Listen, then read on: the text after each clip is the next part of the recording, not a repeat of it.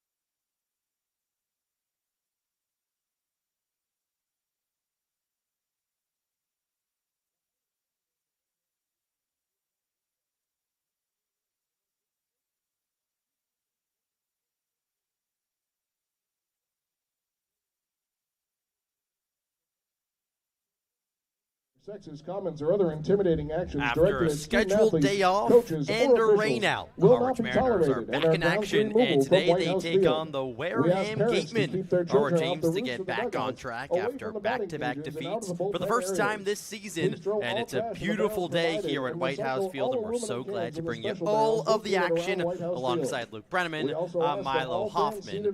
And Luke, Harwich trying to get back on track after back-to-back losses going into the scheduled off day. Then the Camera rain and out video yesterday, cameras so you're are off for permitted 2 for straight personal days. photos, Maybe but a cannot good be thing for used this to Mariners reproduce team the game. that's trying to get Players back are to on those field winning events. ways. Yeah, you Without get the out of a express tough written road consent of the game Harwich yesterday Mariners and that is the now Baseball scheduled for League. Thursday of this Use week of against picture Hyannis and at video Hyannis, equipment Milo. must But not interfere looking with forward the to other seeing fans' how Harwich enjoyment can of the respond. I game. think that guy right Also, there on please your refrain screen, from Riley flash Goodman, who's photography getting while the the game ball. is in He went progress. 4 innings of Thank scoreless you. baseball, his first start for Harwich. He could really set the tone early and be like, all right, fellas, let's get back on track. Let's play a clean game, because in that wide E contest the last time out right here at Whitehouse Field, give up 16 hits, kind of just get teetering the run rule the entire way. It was a tough one from start to finish. You're not going to win many games when you give up that many runs and that many hits. That's right, Riley Goodman on the hill for the Mariners. We'll go through the starting lineup for the Wareham Gatemen today. The visitors, it's Jason Wax leading off in center field for the Gatemen. R.J. Hamilton right behind him, the second baseman. Tony Lira at Arizona is the first baseman for the Gatemen today. Cohen Naklai with the walk-off grand slam against Harwich a couple days back over at Spillane Field is cleaning up and doing the catching. Foster Apples in left batting fifth. Braden Kersey is the DH today, batting sixth. Dylan Dubovic in right field batting seventh. Caleb Barnett, the third baseman, Leading off the eighth. top of the And first Henry for the Gatemen DeGiorgio, from the two shortstop, lanes, the center is fielder, rounding out the number lineup 24, in batting Jason ninth. Wax. A gorgeous day here at Whitehouse Field, and the Mariners trying to get back in the win column after back-to-back losses. Come into the day with a 5-3 record. Wareham 2-7. Goodman ready on the hill. Looks forward, fires home. First pitch is fouled right back, and we're underway here at Whitehouse Field. First pitch at 6:29, a minute early. Would you look at that? Jason Wax hitting .231 this season with 3 RBIs, a pair of walks. That's from the lefty box. Goodman stands on the first base side of the rubber. Kicks and fires home. The 0-1. Outside. And the count is now 1-1. Riley Goodman went 4 innings, 3 hits, no earned runs, a walk, and 7 strikeouts against Hyannis back on June 15th. That was his first and only appearance so far this season to this point. Trying to make it back-to-back solid outings. Here's the 1-1 offering. Swinging a chopper foul down the first base line, and the count's 1-2. Riley, another one of these guys. Last year, it was the lefty Jake McCoy out of South Carolina, who came to the Mariners after not pitching much in the school season. And now you get a really solid arm who's off to a nice start. You see the start stats from the last start. A strikeout-heavy guy who also has control. So what does that tell you? He's pretty much just a good pitcher. Here's the 1-2. Just barely misses inside, and the count's 2-2. Hey, you said didn't play too much this past season, just 12 appearances, 22 innings pitched. An ERA up at 8.5 with 25 strikeouts and 18 walks, so trying to get as many reps here in the Cape Cod Baseball League. His freshman season, he redshirted after having Tommy John his senior year of high school. 2-2. Swinging a high fly ball right field, but playable. Larson drifts into the right center field gap, camps under, and he makes the play for the first out. Colin Larson battling the sun out there in the outfield. It's all sun right here today at Whitehouse Field. Infield, Duke, a slight shade on the left side, but for the first couple innings, the outfielder's going to have to deal with the bright light. Here's R.J. Hamilton, second baseman out of Duke, batting second for the Gatemen. Comes in hitting 176 this season, 3 RBIs. That's from the righty box. Just underway here between the Mariners and the Gatemen. Still no score, 1 out in the top of the first. Goodman kicks and comes home. That's a strike on the outside corner with a fastball up in the mid-90s. Wareham walked off Harwich the last time these two teams played. Cohen Naklai, a walk-off grand slam in the bottom of the 9th after the Mariners led 4-2 in that inning. Pitch. Swinging a chopper left side of the infield. Peltier can't make the play. Trickles to Smolinski, the shortstop. Throws to first, not in time. Peltier dove to the dirt. He couldn't come up with a high bounce. Smolinski on the backup was there, but an off-balance throw didn't have the oomph. And now our 1-out runner aboard for the Gatemen here in the top of the first.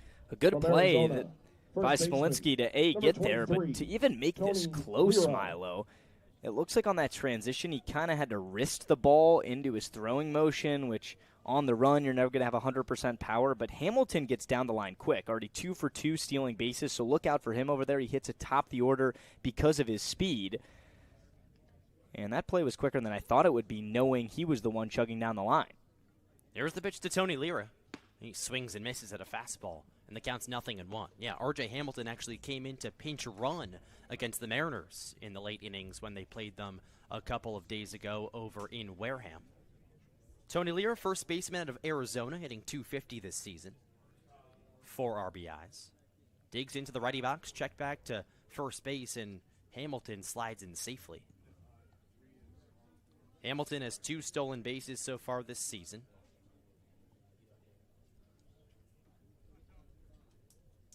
The Gatemen as a team have just 10 stolen bases. That ranks 7th in the Cape League. Here's the pitch. Swinging a high fly ball, shallow center field. Kirikoff comes in. Shortstop Smolinski's there, but he's called off by the left fielder Bussey, but the ball drops in between all 3 players, and Hamilton slides into second safely. So Lira aboard at first base. That'll probably go as an error on Charlie Bussey, the left fielder. That hung up in the air for about 7 seconds or so. But now the Gatemen have first and second with 1 out. Yeah, that was a weird one, Milo, because typically if the shortstop can get there, you'll see him call everyone off. Smolinski was there. Kirikoff in center had no play. And then Bussey, the outfielder kind of has the jurisdiction. It's an easier play coming in forward than going back. So I think Bussey called him off knowing that he was going to get there, and maybe the sun or Smolinski's presence threw him off. Here's Cohen Naklai. Pitch. Up and in with the fastball, and the count is now 1-0 on the catcher. The Mariners kind of compounded mistakes there, though, because you still had the force play at second base. That's a throw that Kirikoff has got to make, and he's got to throw it a little bit harder to beat the runner. Yeah, credit to Hamilton, too, for getting a pretty good read on that off the drop. 1-0. Here's the pitch. Outside, and the count's 2-0. It's tough for these pitchers to get settled in when your defense isn't necessarily behind you, and it's important for the sake of Riley Goodman's start that he can shake off and get out of this jam. First and second, 1 out, top of the first. But he's got to throw strikes here to the catcher, Nick Cly. Hasn't given up a run so far this season. 2-0. Swing and a miss. Big cut on a fastball low and away. And the count's now 2-1 on Nick Cly. We've talked about it. Hit the walk-off grand slam against the Mariners last week. 2 home runs and 8 RBIs. Half of those RBIs coming on that one swing. Runners off first and second for the Gatemen. Here's the 2-1 from Goodman. Pitch outside. Hamilton takes off for third, and there's no throw. So a stolen base for R.J. Hamilton. That's his 3rd on the season for the Gatemen. And now they have runners on the corners with just 1 out here in the top of the first. Nikolai digs back into the righty box. Infield play to the pull side. Pitch.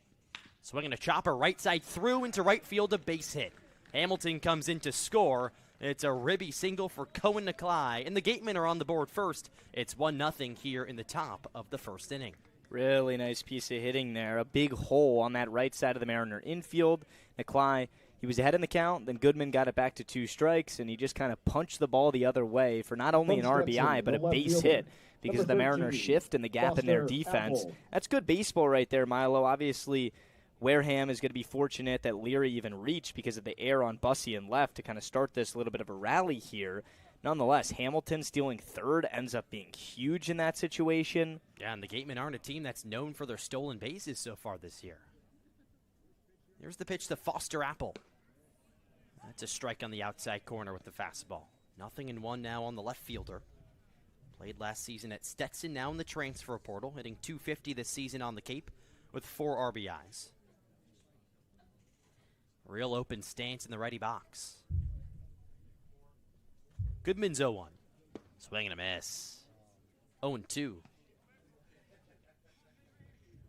Lira leads off of second. Nikolai off of first. 1-0 Gatemen here in the top of the first inning. And the Mariners today trying to snap a 2-game losing streak. 0-2, here it is. Breaking ball down and away, and the count is 1-2. See if Goodman can find that punch-out pitch here. Remember, he struck out 7 in just 4 innings of his first start in Harwich. It's early, but yet to record a punch-out tonight. The Gatemen strike out 93 times this season. That's most in the Cape. Pitch. Swing and a miss, a late hack, an ugly hack. And there's out number 2 here in the top of the first. A beautiful breaking ball right there for Goodman. That's his first strikeout on the day. From Mercer, the designated hitter. Kind of like a sword right there. I don't know what that was, to be honest. I think that sound that you made is a perfect reaction to that swing. Goodman, I mean, not only did he execute his pitch, but he completely fooled whatever Apple was looking for. I give him credit. He knew it was a strike. He had to go. Pitch, swing and a miss to Braden Kersey, the DH today, and it's 0-1. Kersey 0 for 7 so far this season and 5 strikeouts. Another guy that's known to swing and miss on this Wareham team. 0-1, runners off first and second. Here's the pitch. That's a strike on the inside corner. 93 miles an hour, and it's 0-2. Even though Goodman gave up the RBI single to Nikolai, he's thrown nothing but strikes in this inning, Milo. So he's going after the Gatemen hitters. And walks is what eventually killed the Mariners the first time around with Wareham. 0-2. Goodman peers in, fires. Upstairs. The count's 1-2 now on Foster Apple. Gatemen came into the day 2-7. The Mariners 5-3. YD and Brewster, the top 2 teams in the Eastern Division, are playing head-to-head today. I have to keep an eye on that score throughout. Here's the 1-2. Strike 3 called on the inside corner. A perfectly placed off-speed from Riley Goodman, and that does it in the frame. But the Gatemen do bring home 1. It's 1-0 Wareham here as we go to the bottom of the first. But we'll stick right here and take a look at some comparisons between the Gatemen and the Mariners. As you take a look at the numbers, I mean, there's a vast difference right now, and it's clear the Gatemen have been struggling so far this season. I mean, a lot of those numbers are 7th and above, and it's a 10-team league, Luke, so not too pretty. No, and the last time Harwich played Wareham, I'll give Wareham some credit here. They were pretty much dead last in almost every important stat you could find, Milo, and I think that puts into perspective, or at least statistics, the start that the Gatemen have had. They're still just 2-7, but since the win in Harwich, things have kind of trended up, especially with their at-bats. They're getting on base a little bit more. They're running more on the bases. And a 1-0 start to kick this thing off is exactly what manager for Wareham, Ryan Smythe, is looking for. And here are the hitting numbers. You take a look at the averages for both teams. 250 for Harwich, 220 for Wareham. So that little difference is about the difference in the league right now. Harwich at the top of the Cape Cod Baseball League here in the OPS 2 as well for the Mariners. Yeah, but that last stat is the one that's really going to matter in this league. There's going to be walks, there's going to be errors, there's going to be guys on base is the moral of the story. How are you with runners in scoring position? Harwich hitting over 260 for average. Granted, the Mariners lead the entire Cape Cod in batting average, so that's a plus, but they've also been pretty solid top 3 with runners on.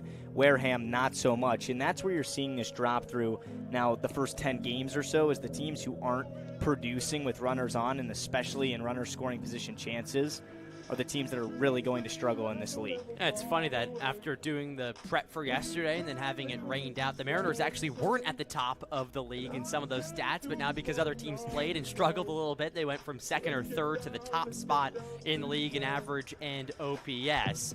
They're going against Peyton Lee on the hill for the Gatemen. He's struggled so far this season in the Cape. He's made 2 prior appearances, 6 earned runs his last time out on June 18th, 5 walks. 7 earned runs so far this season in just 3 innings pitched. Hasn't gone too far for the Gatemen. And he deals to a Harwich Mariner lineup that has been pretty lethal this season, trying to get back to their winning ways. Though Larson leading it off, and Wright Peltier behind him at third. Smolinski at short. Coates at first batting cleanup. Maluski making his debut, the DH today. Kurland at second. Bussey in left. And Sean James and Micah Kirchhoff round out the Harwich Mariner lineup. 1-0 to score. Gatemen on top of the Mariners here as we go to the bottom of the first. Colin Larson leading off the BC product for the Mariners, hitting .292 this season, 3 RBIs. That's from the lefty side. Peyton Lee stands tall on the mound. First base side of the rubber, kicks and fires home. Pitch outside, and the count's 1-0. I'm going to give Peyton Lee a shot here, Milo, because 7 walks in 3 innings, that's not like him in his college career whatsoever. His walks were way down this season. 1-0 is a strike up and in with the fastball. And everyone out here has to deal with things like nerves, pressure, the really talented hitters you're going against night in and night out. But when you pitch 15 2/3 at school and only walk 6 guys, he had an over 2.5 strikeout to walk ratio at the University of Arkansas. 1-1 pitch is outside, and the count's 2-1. Yeah, I mean, he's just pitched 3 innings so far this season. Hasn't gone too far. That's 2 appearances. So you say 3 innings and 2 appearances, that can't be too good. But just trying to get his feet under him here for the Gatemen. Their 5.59 team ERA ranks 9th in the league. 2-1. Swinging a chopper foul right side. After not starting opening day, Colin Larson has become a very, very important piece to this Mariner lineup. He's played excellent defense, a SportsCenter top 10 play sprinkled in there. 2 balls and 2 strikes. Here's the pitch. Downstairs. And the count's full now on Colin Larson. Infield play, pretty straight up on the right fielder. Known to be a contact guy, so is the outfield. Payoff pitch, here it is. Swinging a tapper at the dish, foul. And they'll do it again. These are the at-bats that Larson continues to prove he can work his way into. And for Steve Englert, you see a kid who hit just over 230 at Boston College this season. Well, now he's hitting just under 300 on the Cape. We've almost played 10 games, and he's earned his spot not only as a starter on this team, but the leadoff man each and every day. Payoff. Swinging a high fly ball to left. Apple backs up in the gap. Center fielder Wax is also there, and he makes the play about 10 feet in front of the track to retire Larson. So 1 gone now in the bottom of the first. That one went further than I expected here in left center field. From Wright State, the Gatemen lineup as follows in the outfield: JP Foster Apple in Peltier. left, Jason Wax, you just heard him, in center, Dylan Dubovic in right, Caleb Barnett at third, Henry DeGiorgio at short, R.J. Hamilton, the second baseman, Tony Lira over at first, and Cohen Nicolai doing the catching, and Peyton Lee on the mound. And now he deals with J.P. Peltier, the Mariner third baseman. The tall righty in the righty box. Here's the pitch. That's a strike with the breaking ball in the outside corner. 0-1. JP hitting .267 this season, a homer and 6 RBIs. That's second most on the team, only behind Ty Smolinski. 0-1. Breaking ball clips the outside corner again. 0-2. JP Peltier has been another real important guy for this Mariners team. He has that 3-run homer against Katuitt a couple days ago. 0-2. Swing and a miss. Nasty breaking ball outside. And there's 2 gone now in the bottom of the first. First strikeout of the day for Peyton Lee. He's got to be feeling a little bit more relaxed than his other From 3 Kansas innings on the State, Cape. the We mentioned the shortstop, 7 runs number given up, but 22, just to get the Tyler first 2 guys out, Smolinski. can work from the wind-up, don't have to look around the bases. Mariners steal bags with the best of them. They're the best team in that department. So I think a start where you limit guys on base, you limit the walks, and soft contact will be a good start for Lee. Pitch to Smolinski is a strike on the outside corner. And the count's 0-1. When you talk about the best, I think it's safe to say Ty Smolinski has been the best player on this Mariners team. He leads them in average RBIs, OPS, on-base percentage, and homers. 0-1. Outside, 1-1. Without Ty Smolinski, this Mariners team looks a whole lot different. Now Julio Solier, normally Ty Smolinski's middle infield duo, has gone to try out for Team USA, so he's not with the team anymore. Here's the 1-1. Outside with the off-speed, and it's 2-1. Would like to think that this team is Ty Smolinski's team, where if you're the everyday shortstop at this point of the summer, you're hitting under 400 and you've played in every single game since opening day, you lead the team in RBIs, you lead the team in homers. 2-1. Swinging a chopper, first base side, playable for Lira. He gobbles, runs to the bag, and gets there before Smolinski for the 3rd out here in the bottom of the first. The Mariners go quietly against Peyton Lee in his first inning of work, and we head to the 2nd here on Cape League TV.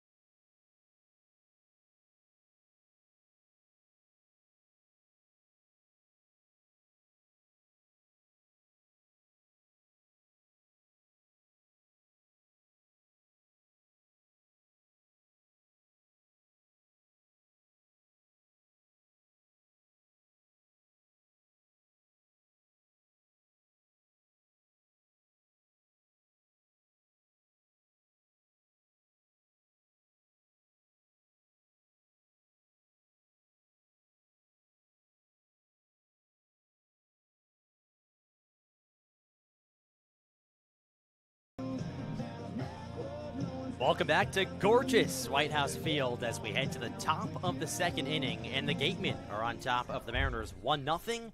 And the second inning is brought to you by Milton Cat, proud to power the Cape all summer long. The Mariners trying to snap a 2-game losing streak, if you want to call that a losing streak, or avoid a 3-game skid, which would definitely be a streak. The right fielder, number 7. Dylan Dubovic leading off the inning for the Gatemen, the right fielder for Wareham. Open stance in the ready box. Here's the pitch. Swinging a low ground ball to short. Smolinski's there, gobbles and fires to first in time. And there's one gone. Just a slow roller off the end of the bat for Dubovic, and a nice start to the inning for Goodman. From Alabama, Gatemen in their maroon tops with their gray pants. Caleb Barnett. Harwich in their cream tops with the high red socks. Every single player on this Mariners team wears the high socks with the stirrups. Caleb Barnett now in the box for the Gatemen, third baseman. Here's the pitch home. That's outside, and the count's 1-0. Could have to ask Steve Englert if that's mandatory, the high socks, because last year not every guy did it. But now it's starting to look like it's everyone. Every guy in the starting lineup tonight's doing it. It's true. 1-0. Here it is from Goodman. That's a strike on the inside corner with the fastball, and it's 1-1. Barnett making his debut for the Gatemen today out of Alabama. Hit 200 this past season with the Crimson Tide. 3 walks and 5 RBIs. Just 9 games played. 1-1. Swinging a foul tap at the plate, and it's 1-2. His Gatemen team has struggled on offense so far this season. Just a .220 team batting average, .333 on base percentage. All of those bottom third of the Cape League. OPS and slugging 9th. Here's the 1-2. Breaking ball swing and a miss. Beautiful slider from Goodman. His third K of the day, and now there's 2 gone in the top of the second. Starting to feel like after that trouble in the first inning, Riley gave up 2 hits. Lira got on with the air. Since then, Goodman struck out 3 of the last 4 Gatemen he's seen, kind of kicking it into gear a little bit. A lot more of the glimpses we saw in his first start of the summer against Hyannis. Yeah, had 7 strikeouts in that start, just 1 walk. Has yet to walk a Gateman batter. Here's the number 9 hitter, Henry DiGiorgio. Pitch. High and tight with the fastball. So the count is 1-0 on DiGiorgio. He's just 0 for 1 so far this season with a walk. Hit just .217 at Northeastern this past season with 19 RBIs. Shortstop in the lefty box. Here's the 1-0. Swinging a slasher down the left field line, foul.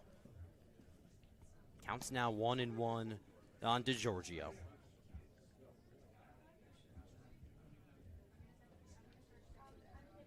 Nice crowd on hand here at Whitehouse Field. People sitting in the bleachers to our right and left. On the lawn down the right and left field line. 1-1, here it is. Swinging a high fly ball down the left field line, foul, and it's 1-2.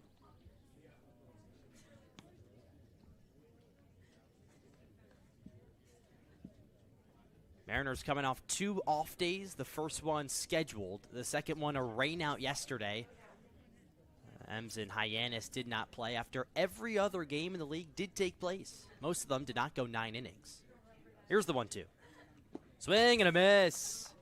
DiGiorgio down on strikes. It drops in the dirt, and the catcher, James, fires to first in time, and that does it in the top of the second. A smooth frame from Goodman. A ground out to short, and a pair of strikeouts, and we head to the home half here on Cape League TV.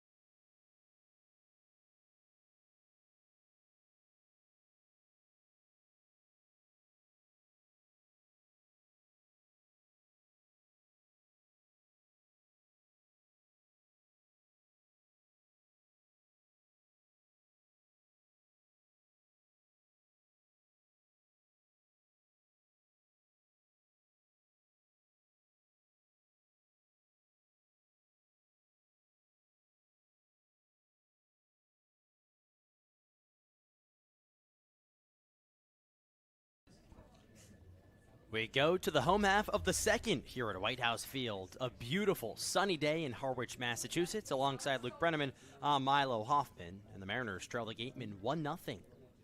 Trying to Leading avoid off for three Harwich straight from Cincinnati, losses the here first in the early baseman, going number of the Cape 25, Cod season. Quentin Coates. Still Peyton Lee on the hill for the Gatemen. He deals to the Mariner first baseman Quentin Coates.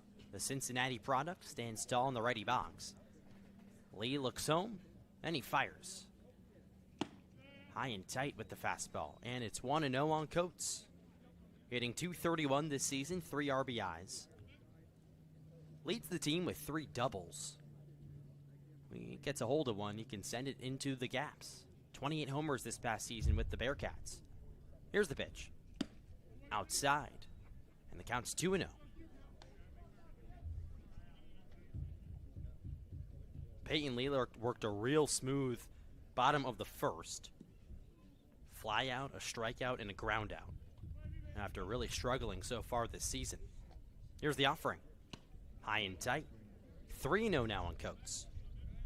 He came into the day with 7 earned runs in just 3 innings pitched. Behind in the count, 3-0 right now to Coates. He has 3 walks this season, does the first baseman. 3-0. In there for a strike. And it's 3-1. Lights are on here at Whitehouse Field despite there being broad daylight, trying to even out the shadows and sun. Quentin Coates digs back into the box. Here's the pitch. High and tight, ball 4. And Coates, the leadoff man, is aboard for the Mariners. And that walk is our free pass of the game, presented by Cape Cod Community College. Go to Cape Cod Community College for free. Every program, hitter, no tuition 20, or fees for those Kevin that qualify. Maluski. CapeCod.edu/free for more. So here's Kevin Maluski out of Mississippi State, the DH today for the Mariners, making his Harwich debut. Stands in the righty box. Coates off of first. Here's Lee's pitch home. Breaking ball spins in for strike 1. Maluski this past season with Mississippi State hit .238 with 13 home runs and 31 RBIs. Hoping to make an impact with the Mariners. Here's the pitch. Just a bit up high, and the count's 1-0 on the DH. Tony Lira holding on Coates over there at first. He does not have a steal so far this season, so not really expected to take off. Here's the 1-1. Outside, and the count's 2-1.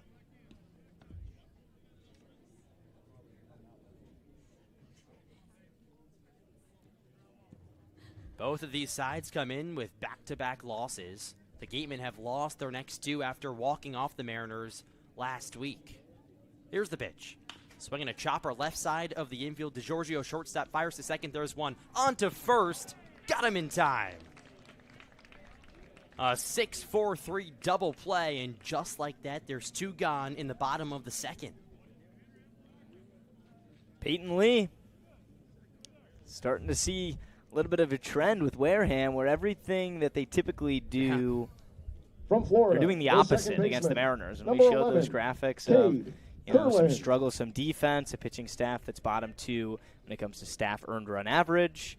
Peyton Lee has been, there's no other way to say it, beat up. 7 runs and 3 innings pitched, and he's off to a nice start tonight in the first 1 2/3. Curlin rips one into right center field. That has eyes for the gap. Gets down. Hops off against the wall. Curlin rounds first. Cruises into second with a 2-out double.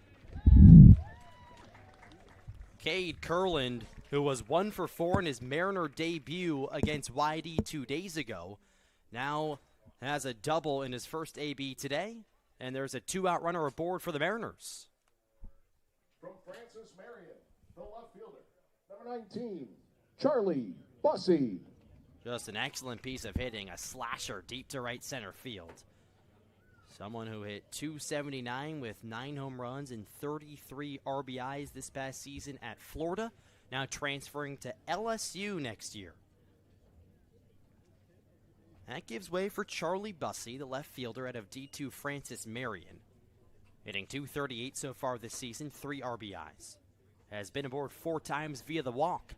Mariners trail 1-0 to the Gatemen here, bottom of the second, and Kurland is the 2-out runner on second base.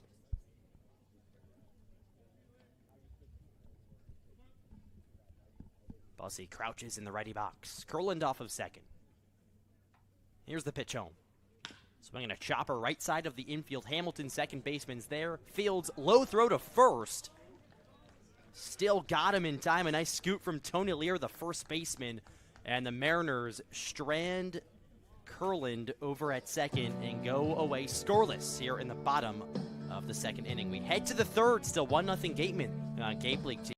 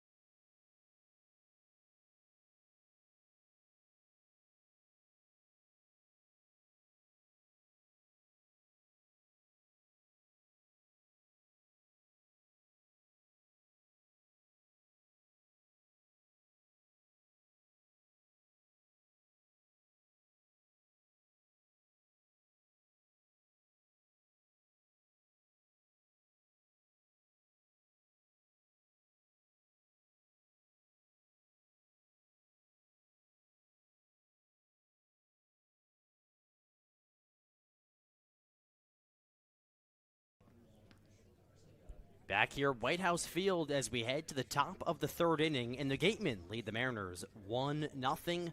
A rematch of a few days ago when the Gatemen took down Harwich 8-4. The Mariners led 4-2 going into the ninth inning, but then a couple runs came across. The game was tied up at 4 apiece, and Cohen Nicolai, the catcher, hit a walk-off grand slam to give Wareham their second win of the day. Pitch home, high and wide. And the count's 1-0 on Jason Wax, the leadoff man for the Gatemen. Harwich trying to bounce back after that defeat. And after that, they lost to YD. Here's the 1-0. Fouled back. Count is 1-1.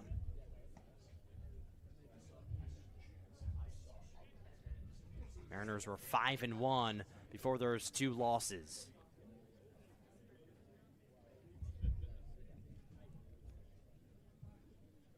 Goodman stands on the hill, brings his glove up to his eyes, now kicks and comes home. Blooper, shallow left center, Smolinski, shortstop backs up. He does not have a play. It bounces over his head and in front of Bussey, the left fielder, for a base knock. So the leadoff man is aboard for the Gatemen. They lead the Mariners 1-0 here in the top of the third. From Duke. Haven't really seen much loud contact off of Goodman in his start so far, but it's now the third hit that he's surrendered. Maybe some early luck from Wareham in this one. I mean, when you catch it in and up like that, you're typically going to record an out. A ball hit, maybe 60 miles an hour off the bat, but now you got some speed on first base with Wax. There's the pitch to R.J. Hamilton. That went inside, 1-0. We've seen Smolinski make that play a few times, going back into the outfield. But that one just a little bit out of his reach. The shortstop, who's been really impressive defensively, has spent time at second and short. Here's the pitch. Downstairs with the fastball, and it's 2-0 on Hamilton. He singled and scored back in the first. Stole third base, and then came home on the Cohen Nicolai RBI single. Cohen Nicolai, an early candidate for Harwich Mariner killer this season. Here's the 2-0. Swing and a miss. Foul tipped into the glove of Sean James, the catcher, and it's 2-1.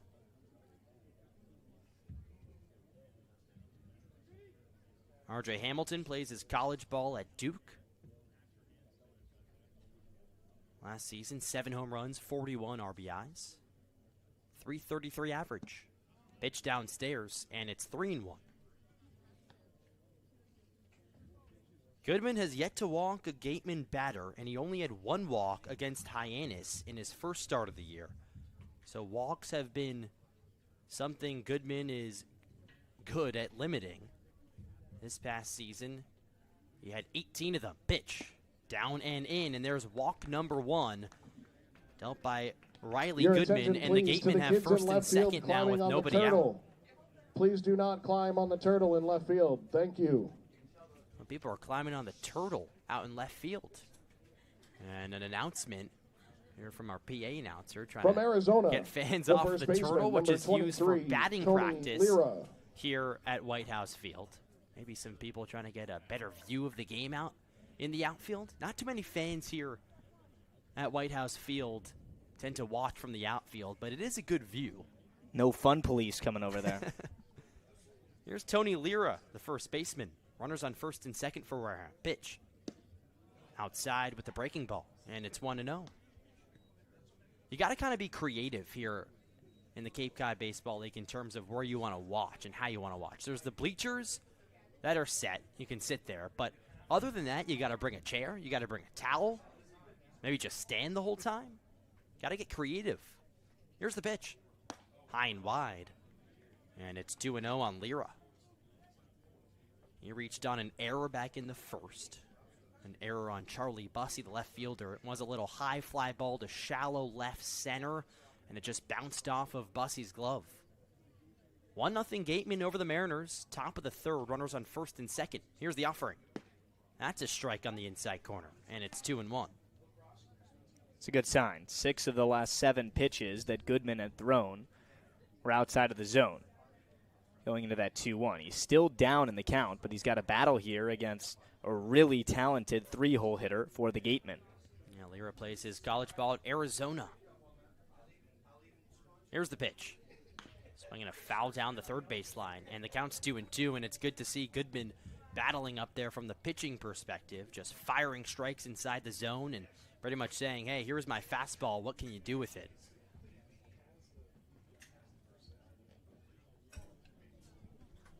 Goodman looking at his wrist. It looks like he has a watch right there with the set of pitches that he throws.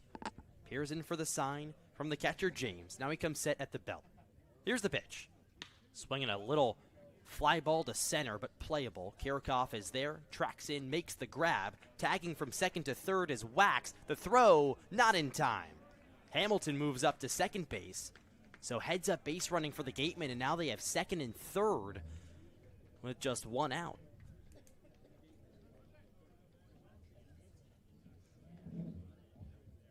From Arizona State. Really heads up base running by Hamilton to recognize that the throw from Kirikoff was going to go to third base as it should, and he cruises into second. So now a single might bring home 2 runs. Infield looks like they're going to stay back here in this Nikolai at bat. Cohen Nikolai with an RBI single. That's the difference so far in this ball game. Runners on second and third for the Gatemen. Here's Goodman's pitch. Swinging a fly ball to center. Kirikoff comes in, and he makes the grab. Wax bluffs on the tag and retreats back to third. So a really nice play from Kirikoff out in center field, and there's 2 gone. Yeah, Wareham decided to not test the MAC Defensive Player of the Year, Micah Kirikoff, out of Kent State in center field. They did it on second to third. It was a good play. But with Wax's speed there, Milo, I'm going to make the argument that for a team that really struggles to score runs, to manufacture runs, to slug in runs, that may be a gamble with a 1-run lead here in the third. That personally, maybe I would take. I agree with you on that. Kirikoff does have a good arm. Here's the pitch to Foster Apple. He looks at a ball inside, and it's 1-0. Right, you don't know how many opportunities you're going to get to score runs, especially against a Mariner pitching staff that's been pretty solid, a team 4.26 ERA this season. Now 2 outs and runners on second and third. Pitch to Apple. Breaking ball spins in for strike 1. No, I know it's early, but Apple has been an everyday guy for Wareham. Kersey, who's on deck, is now 0 for 8 with 6 strikeouts. With first base open, maybe you don't pick around Apple, but kind of nibble on the corners a little bit. Nibble. Here's the pitch. Swinging a tapper foul. Did you do that on purpose? Nibble around the corners to Apple? I actually didn't even think about that. There you go. It's just natural for you. Now, last game when YD was on top by 10 or so, we were digging into the word play. I'm sure a lot of people were still tuned in there. Oh, yeah. 1-2. Here's the pitch home from Goodman. Swing and a miss. Riley Goodman pumps his fists and work out of a jam here in the top of the third. The Gatemen still lead 1-0, but they strand runners on second and third. And we go to the home half here on Cape League TV. If you're a Massachusetts resident and don't have a bachelor's, you could be attending 4Cs for free, all while preparing for careers that actually move you forward. Aviation maintenance, nursing, dental, funeral service, we've got it all.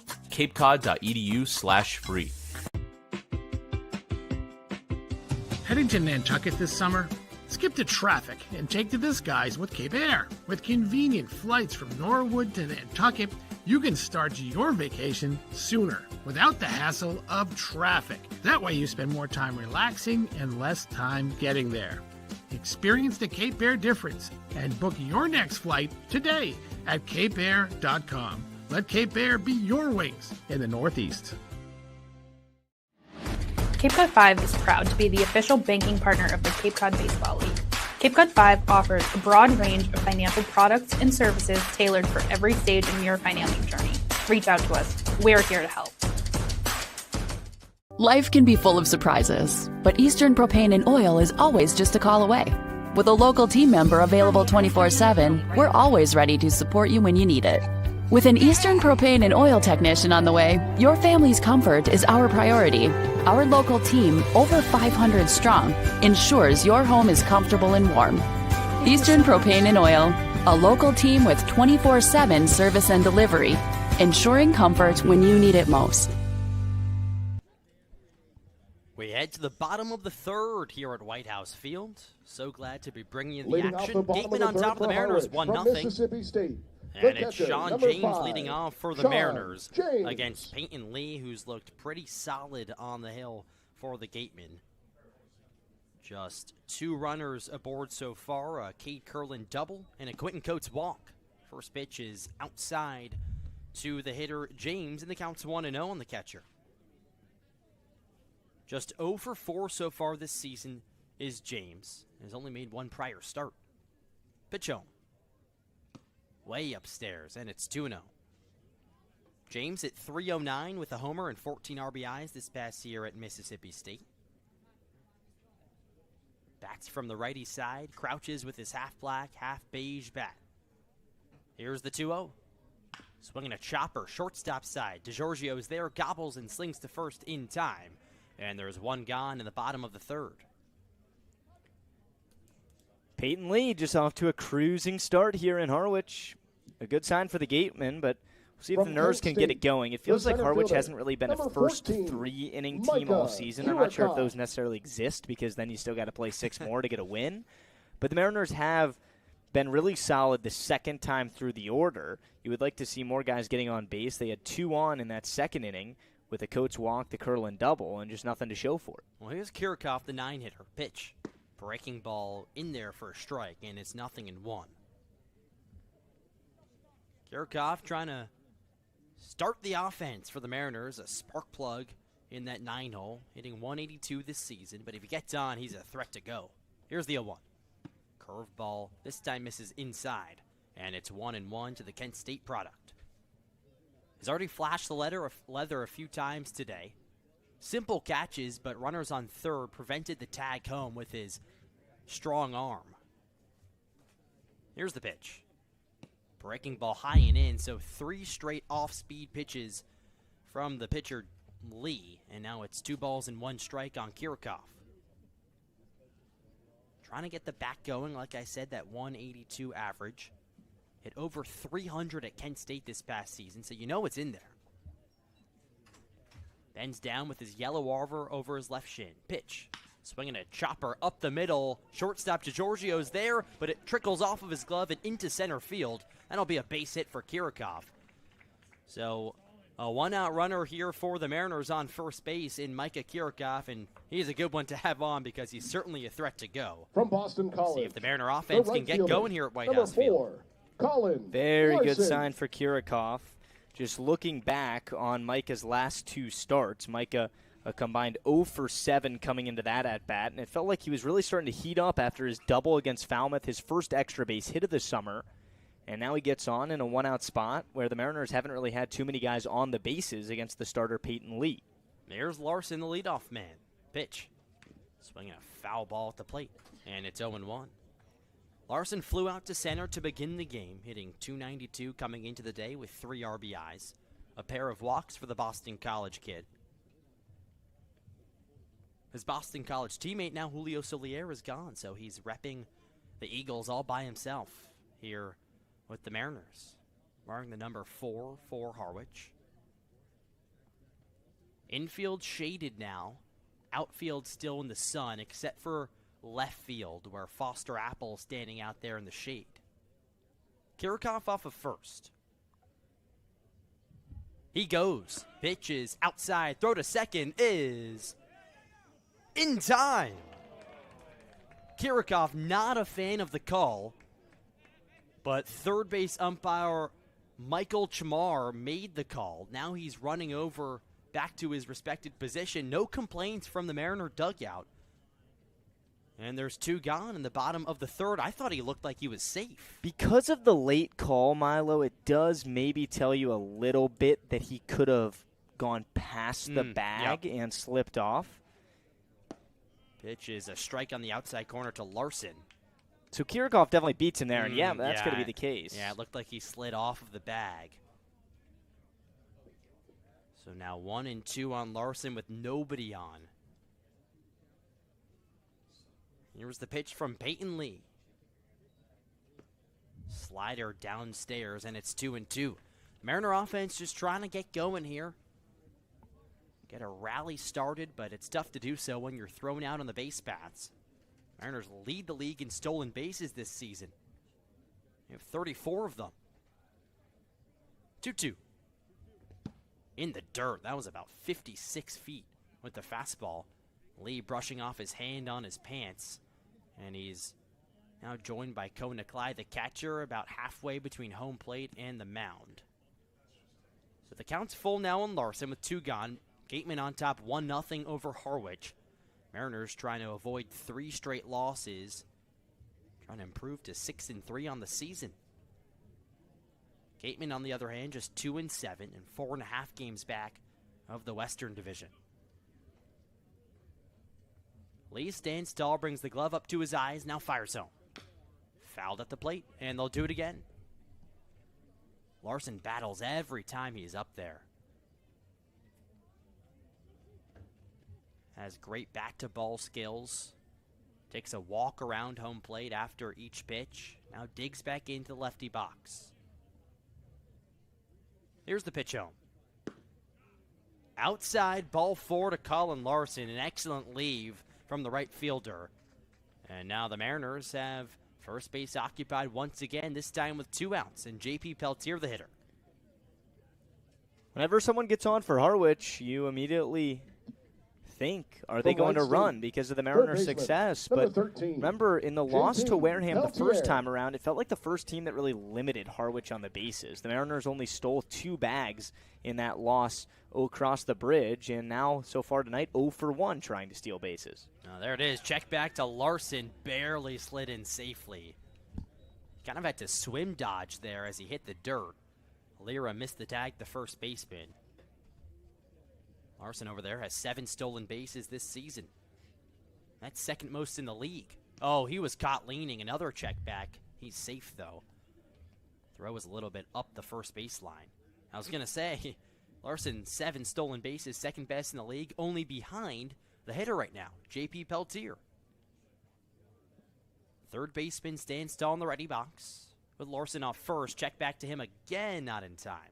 That's now 3 straight checks on Colin Larson. I think the Wareham Gatemen read the scouting report. Infield play to the pull side for the righty Larson. Peltier, that is. There's the pitch. Larson goes inside. It looked like it hit Peltier as he's disposing his bat and armor. So it might have clipped him in his left elbow. Larson at second nevertheless, and Peltier moves on up to first. So now first and second for the Mariners with 2 gone. And a little 2-out rally for the Mariners.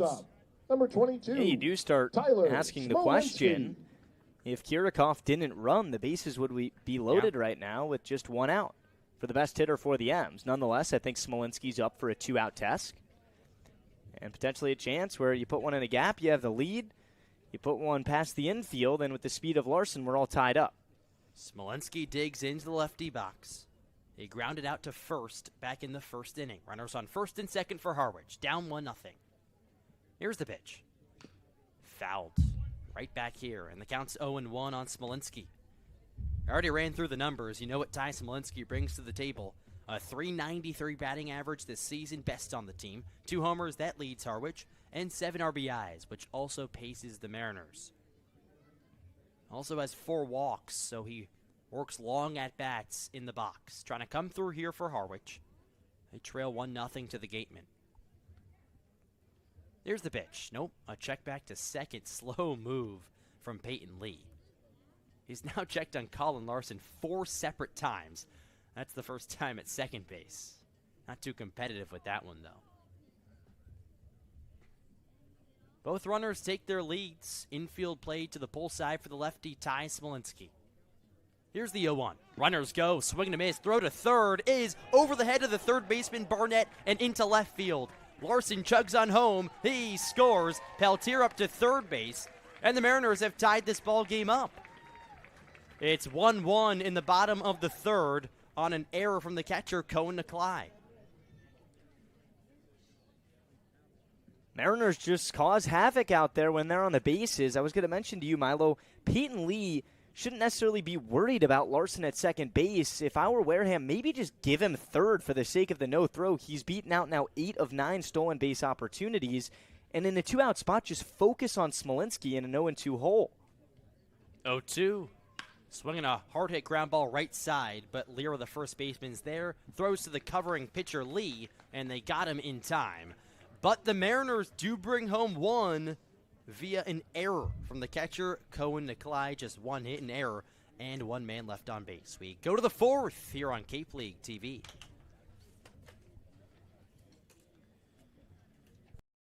Try it, then buy it. Rent a new cat for up to 90 days. Then apply 100% of the rental cost to the purchase and save. The Milton Cat Rent to Purchase offer.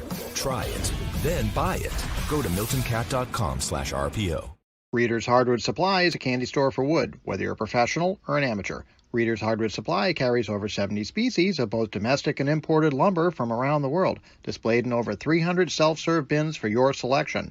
So for your next project, make it your masterpiece with stock from Reader's Hardwood Supply. The woods of the world are here at Reader's Hardwood Supply. If you can dream it, if you can cruise in it, if you can summer in it, fish from it, or take it for a day at the beach, we can protect it. The Baldwin Group. Protecting the possible.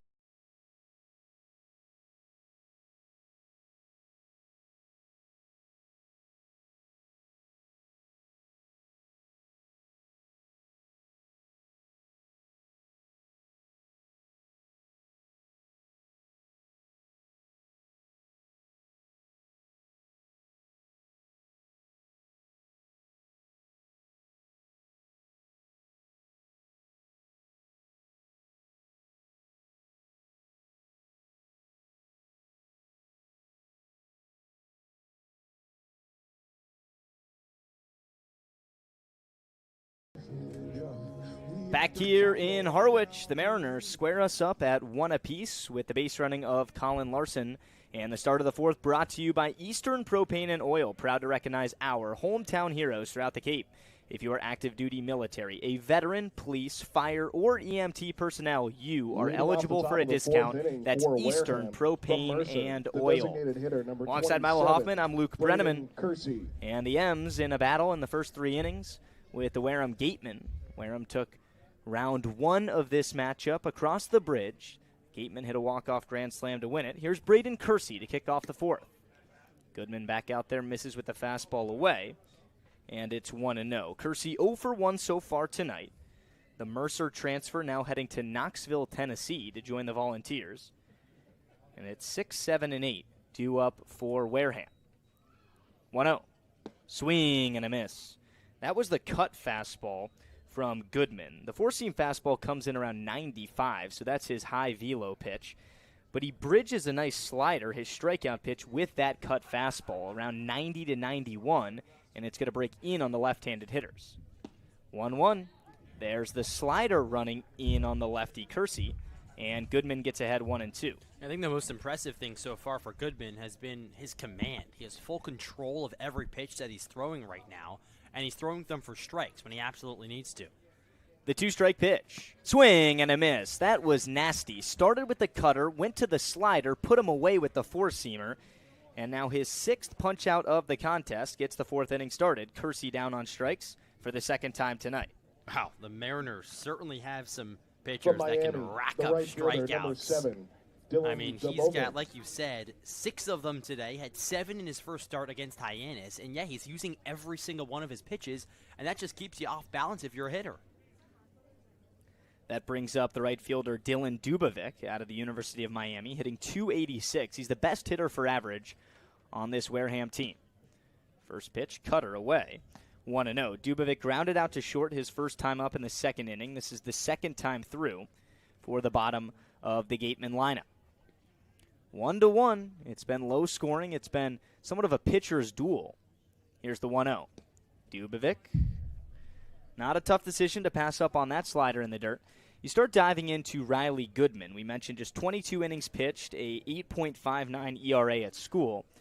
But the longest that he went all season was a start against Princeton. That was 4 innings. He gave up 2 earned runs. Goodman's best start of the season was 3 2/3 on opening day against Northern Kentucky all the way back in February. Did not give up a run to NKU. This one is belted towards left field. Bussey goes back. It's off the wall, and extra bases for Dubovic. The throws into short and cut off, and a 1-out 2-bagger for Dylan Dubovic.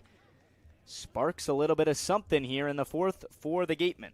Yeah, Bussey off the bat right there knew he had no play on that one. Almost held up over there and left, but just over his head and bounces low off the wall. But that one was a rocker off the bat. Caleb Barnett. Looks like that pitch was actually away. I think it still would have been a strike, but to see Dubovic pull that baseball, the right-handed hitter, to left field, shows you the strength. We saw Wareham in batting practice. They were destroying the ball just hours ago right here at Whitehouse Field. Here's Barnett. 1-out runner in scoring position. First pitch. In there, strike 1. They only have 3 home runs this season. That's last in the Cape. So they have batting practice power, but can it translate to the real game? Right now, they're trying to take a lead and seesaw back on top on the road in Harwich. Dubovic in scoring position. Barnett behind 0-1. Goodman comes home. The runner goes from second. The pitch is called a strike. And for the 2nd time tonight, the Mariners catcher Sean James does not even try and throw down to a runner going from 2nd to 3rd. That's now 2 for 2 on stolen bases for the Gatemen. And more importantly, a 1-out runner in 3rd situation for Barnett. And interesting, it was a low pitch, so tough to handle for James, but still no throw to 3rd, and now the Mariners are forced to come in. The infield comes in, 0-2. Goodman looking for the punch-out. Here's the pitch. Barnett swings and misses, a huge strikeout. The 7th of the night from the right-hander Riley Goodman, and the runner Dubovic stays 90 feet away with now 2 outs in the 4th. I mean, he ties his total against Hyannis in his first start. That slider is just nasty to right-handed batters. Shortstop, number There's 21, no chance at coming Henry up with DiGiorgio. a piece of contact there for Barnett, and a huge out. Here is Henry DiGiorgio out of Northeastern. struck out his first time up in the second inning. A chance to give Wareham the lead here in the fourth. First pitch, called a strike. That's 95 right down the heart of the plate. 0-1. DeGiorgio, a teammate of the Mariners' Ryan Garrity at Northeastern. I asked Ryan pregame, what's the scouting report on Henry DeGiorgio? And he said, well, he's a really good shortstop. And we didn't really get to see it until halfway through this college season. The 0-1. Cued foul.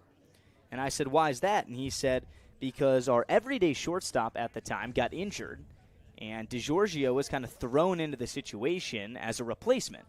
But there is a certain way that you can perform when you're in a position like that, where you just keep the job for the remainder of the season, regardless of the health of the player who once had the starting job. And Garrity said, no, not only did he replace him well, he earned that position as the everyday shortstop. Here's the 0-2. Up high, DeGiorgio stays away. And Goodman in another battle here. He left 2 stranded in the third. He left 2 stranded after sacrificing 1 in the first. And now he's trying to leave Dubovic at third after a 1-out double here in the fourth. 1-2 on the shortstop from Wareham. The pitch. This one is laced into right field. Can Larson get there? No. And this is going all the way to the warning track. 1 run is in, and the stop sign is on at second base. An RBI for DeGiorgio on the double. And the Gatemen lead again. It's 2-1 in the fourth. Yeah, you thought that Larson was going to have another play where you kind of just scratch your head and say, how did he do that? But just a little bit too short on the diving attempt. Off the barrel of the bat into right field. He kind of had to shade the sun a little bit and dove late to his glove side, but it bounced in front of him. And, Larson would have liked to have that one, another sparkler, but it was a tough play in the end. So a pair of doubles in the fourth have Wareham with a 1-run advantage. Here's the top of the order. Wax, first pitch swinging, cue shot to short. Smolinski charges, throws, and executes for the final out of the fourth, but not before the double from Dubovic and the RBI double from DeGiorgio. It's now 2-1 Gatemen. We head to the home half of the fourth on Cape League TV. If you're a Massachusetts resident and don't have a bachelor's, you could be attending 4Cs for free, all while preparing for careers that actually move you forward. Aviation maintenance, nursing, dental, funeral service, we've got it all. capecod.edu/free. Heading to Nantucket this summer? Skip the traffic and take to the skies with Cape Air. With convenient flights from Norwood to Nantucket, you can start your vacation sooner without the hassle of traffic. That way you spend more time relaxing and less time getting there. Experience the Cape Air difference and book your next flight today at capeair.com. Let Cape Air be your wings in the Northeast. Cape Cod 5 is proud to be the official banking partner of the Cape Cod Baseball League. Cape Cod 5 offers a broad range of financial products and services tailored for every stage in your financial journey. Reach out to us. We're here to help. Life can be full of surprises, but Eastern Propane and Oil is always just a call away. With a local team member available 24/7, we're always ready to support. So, Lily, Maluski said that he went to the kids' camp that the Mariners hosted here. Was he he's a Connecticut kid? That makes sense.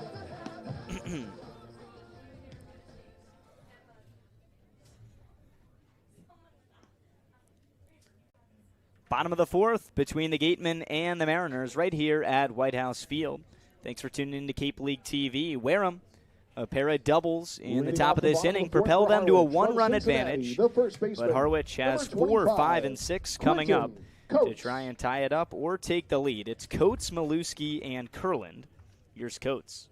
Starter Peyton Lee back out there for the Gatemen. First pitch, that's outside. Peyton Lee, just like the Mariners starter, Riley Goodman, did not see much volume at school. 4 starts, 7 appearances, just 15 2/3 innings on the hill, a 1-2 record, and an ERA just above 9. 1-0.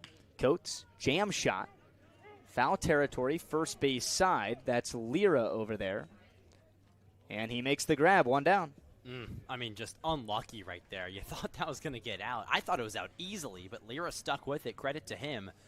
And right in front of their dugout, he makes the grab. And From Mississippi You just don't State, like to see that from the Mariners. Trying to get the leadoff man aboard, trying to get stuff going. And you can't do that when it's that easy to go down. Here's the Mariner Maluski making his debut tonight in Harwich. Grounded into a 6-4-3 double play in the second. See if he can bounce back and get on here.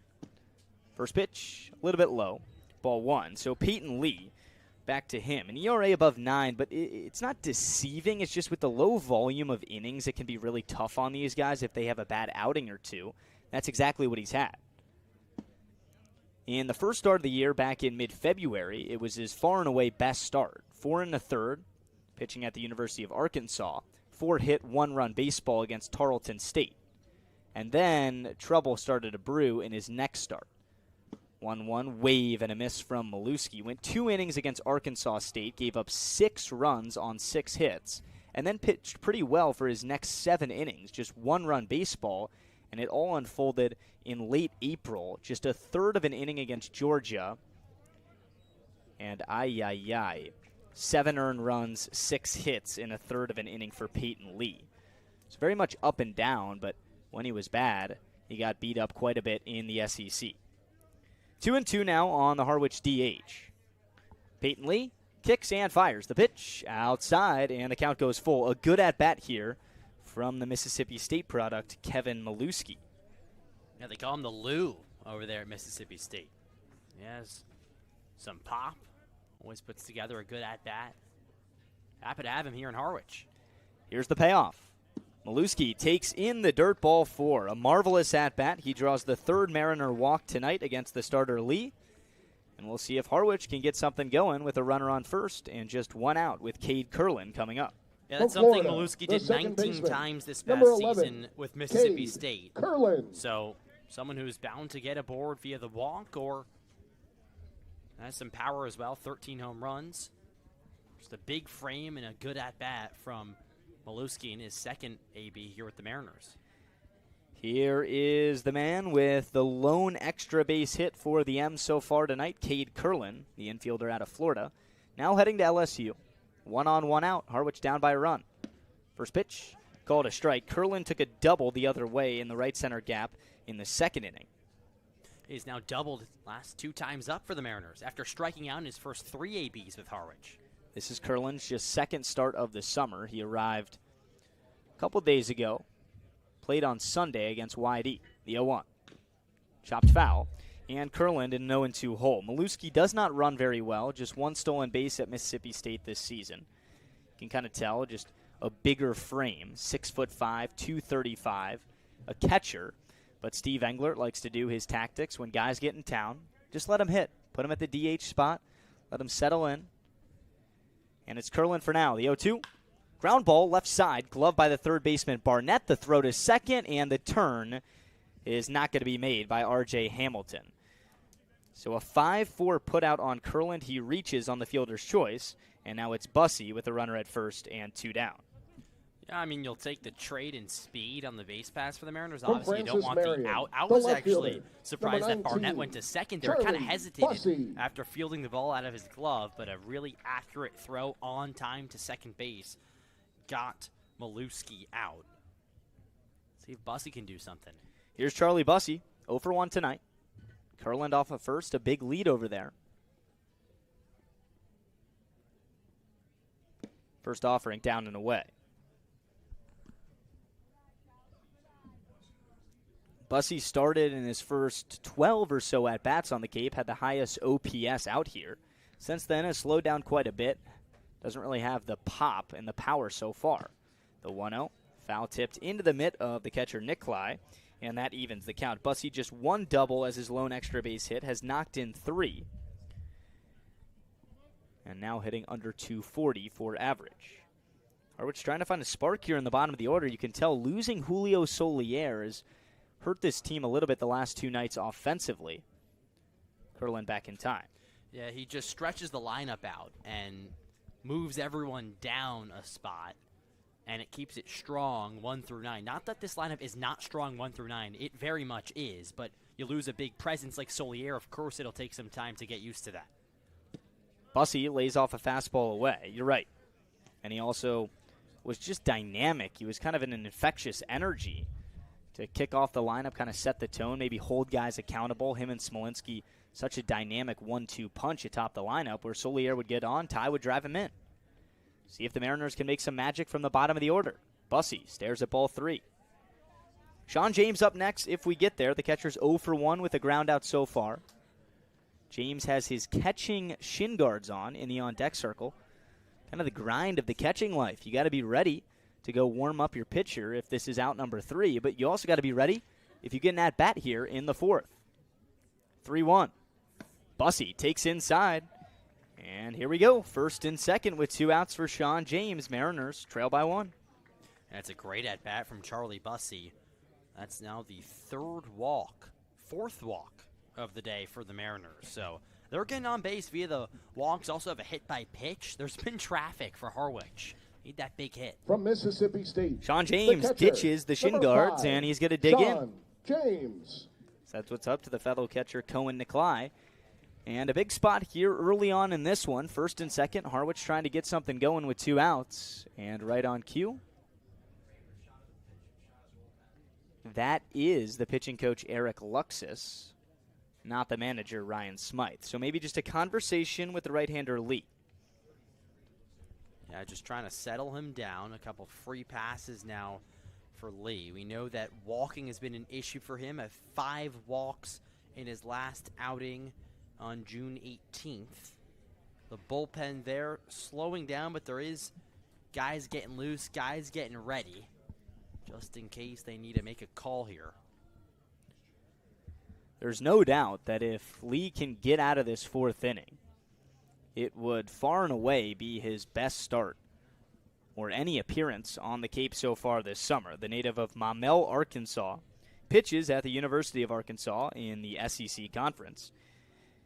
And the 7 earned runs in 3 innings pitched out here. He's bouncing back right now. Just giving up 2 hits, good for 1 run for the Mariners so far. And Harwich trying to cut in or just maybe tie this thing up in a 2-1 Wareham lead, bottom of the 4th. Here's James. First pitch swinging sky high down the right field line. Dubovic on the chase towards the line and makes the grab in fair territory to end the 4th. The Mariners leave 2 on and trail by a run as we go to the 5th on Cape League TV.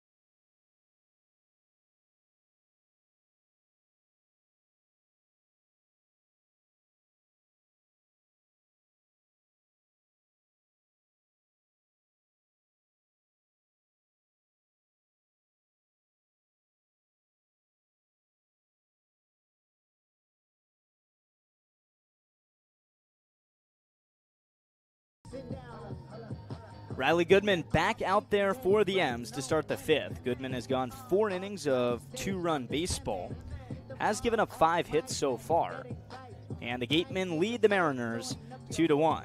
Top of the 5th, you know what that means. Trident trivia question of the day. And here's your question. Who is the last Mariner inducted into the Cape Cod Baseball League Hall of Fame? We'll revisit this and give you the answer in the 7th inning. Milo, before Hamilton digs in, do you have a guess? From Duke, I have a guess. R.J. Hamilton. So you're thinking recent stud right. in the MLB. It doesn't have to be a major Maybe league like Hall a of DJ Famer. LeMahieu? That's exactly who came to mind for me. Love DJ. DJ played second base majority of his career. Here's the second baseman for the Gatemen, R.J. Hamilton. Fastball inside. Ball 1. It'll be Hamilton, Lira, and Nikolai. And as you guys ponder that question, make sure if you have an answer, tweet it at #TridentTrivia on Twitter. We'll chat you out if you get it right. The 1-0. Hamilton blasts it high in the air, shallow right field. Larson calls off the second baseman Kurland and camps under for the first out of the 5th. That's the first time Hamilton has not reached base tonight in his 3 at-bats. And a good start to the 5th inning, which is now the longest start of Goodman's 2026 summer on the Cape. He went 4 innings of scoreless baseball his first time out. Now he's 4 1/3 of 2-run ball against Wareham. Yeah, nice to see him stay out there on the hill and really get into a groove on the mound. It's tough to get into a rhythm when you're just out there for 2 innings, for 3 innings, as someone who's used to eating up a bunch of innings on the mound. Here's Tony Lira. First offering. Strike 1. Lira has started the season on a 7-game hitting streak that snapped against Harwich. And now Lira hits .250, has knocked in 4, has a double. The 0-1. Up and away, evens the count. Riley Goodman starting to prove that now through the second time of this starting rotation. Remember, James Littman went 6 innings of scoreless baseball, so maybe your ace, and then he got beat up pretty bad against YD on Sunday night. This one is popped up, right field again, Larson. Range is over, comes back, and makes the grab, 2 down. So if Goodman can go 5, look in that Mariner bullpen. There's a couple guys stretching, but no one seriously up and moving. Maybe he goes out there for the 6th inning. From Arizona State. He just pumped into his glove and shook his head a couple of times at the Harwich dugout. You can tell Riley's feeling it a little bit tonight. Look at the guys getting massages over there in the bullpen.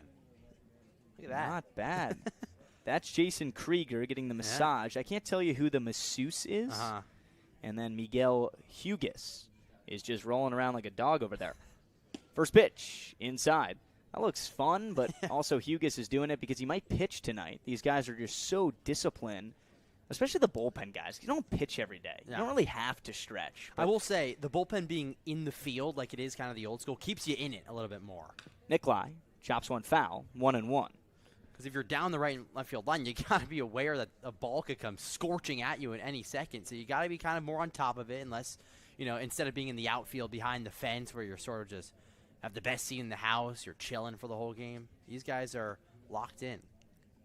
When we talked to Adam Arthur on the final game of the summer last year in Harwich, I said, what are you going to miss the most about the Cape Cod Baseball League? And he said, a scout or my coach might not want to hear this. Steve Englert won't want to hear this, but just the conversations in the bullpen.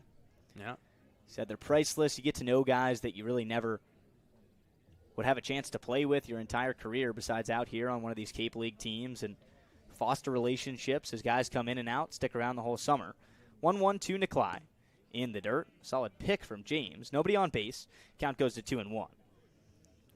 That's the score right now. The Gatemen lead on an RBI double from Henry DiGiorno in the 4th, and then the RBI single from this guy right here, Cohen Nikolai, that got things going in the top of the 1st.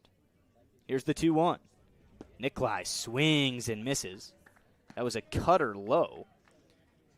And the count's 2-2. And we've seen James Littman rack up 8 strikeouts or Trey Williford 8 strikeouts so far this season for the Mariners. See if Goodman can match him. Goodman trying to get through 5. That just misses outside, and the count's full. 2 out walks, they sting. And to a guy like Nikolai, it's not a very difficult thing to do. Already 2 homers so far this summer. He leads the Gatemen in slugging percentage. And he already has an RBI hit tonight. We'll see if Goodman can get him here. The payoff pitch, low and away, not even close, ball 4. And a 2-out walk for Nikolai will give Foster Apple an at-bat in the 5th. Not exactly what you wanted to do. Obviously, 2-out walks are backbreakers and number 13, really annoying to deal with if you're the defensive side, but just Lock back in here on the mound if you're Goodman. One pitch at a time. You don't want to make this spur into one of those big rallies, those 2-out rallies that can really kill you. Mariners can't afford that. Trailing by a run into the middle innings after back-to-back days off. A day off and then a rainout yesterday against Hyannis. First pitch swinging. Apple line shot right at J.P. Peltier. They call it the hot corner for a reason, and the Mariners escape the fifth. Still trailing by 1. We'll see if the M's can wake up offensively when we come back on Cape League TV.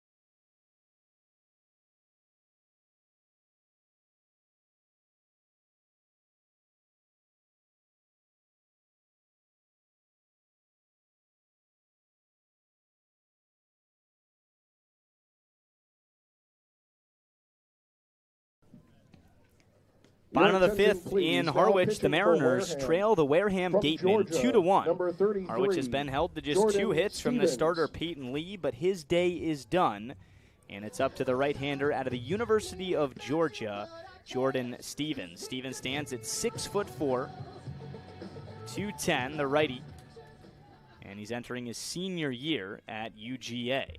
The Bulldog had a really solid 2025 season, a 3.92 ERA in 18 appearances, and in 17 appearances this year at Georgia, a 7.85 ERA in 18 and a third. Number 14, Micah Kirikoff. He's a guy who tends to get snake bit by the base on ball. In just 39 innings pitched in total at school, he's walked 31 batters. Here's Kirikoff to get things going in the fifth. Micah 1 for 1 with a single up the middle. Fouls that one back. Yeah, that single was just a slow dribbler up to the shortstop. And DeGiorgio just bobbled it off of his glove. It trickled slowly into center field, but good to see Micah Kirikoff get aboard via a hit. See if he can start to get hot at the plate. Stevens, he's going to pump it in there. 0-1. Outside, 99 on the radar gun with that fastball. He's fastball, cut fastball, changeup, slider.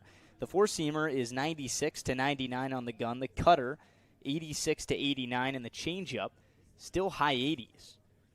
So velocity through and through, the name of the game. Does he have control, though? Kirikoff waits for the 1-1. In the dirt. Fastball, 99 miles an hour. Wow. Not how hard you can throw it. It's where you can put it. That's true. Got to command. Lee did have trouble commanding for the Gatemen, 4 walks. But he held the Mariner lineup down because they couldn't come through with runners in scoring position. Right on right matchup. Stevens comes home. Down and away. 3-1 to the Harwich 9-hole hitter, Micah Kirikoff. Kirikoff continues to play just about every day. You would have to think primarily because of his defense in center field. Sub 200 hitter for average, but already has a knock so far tonight. 3-1. Micah takes ball 4. Back-to-back plate appearances, reaching base for the Mariners center fielder. And Harwich comes into the fifth trailing by a run. A good start with now the top of the order coming up. Yeah, it's now the fifth walk of the day for the Mariners. 46 on the season. That's third best in the Cape. So they're getting aboard. Colin Larson is 0 for 1 today. He drew a walk in the third and came around to score because of his legs. He advanced to second on the Peltier hit by pitch, then stole third. The throw from the catcher, Nikolai, went into left field, and Larson scurried home. First pitch. Larson takes a strike on the outside corner. This feels like a chance here, Milo, in the middle innings on a night where Harwich just has 2 hits. Just mentioned the run that Larson scored was not a run batted in. So really limited offensive success, a lot of soft contact. Kirikov with speed at first, the 0-1.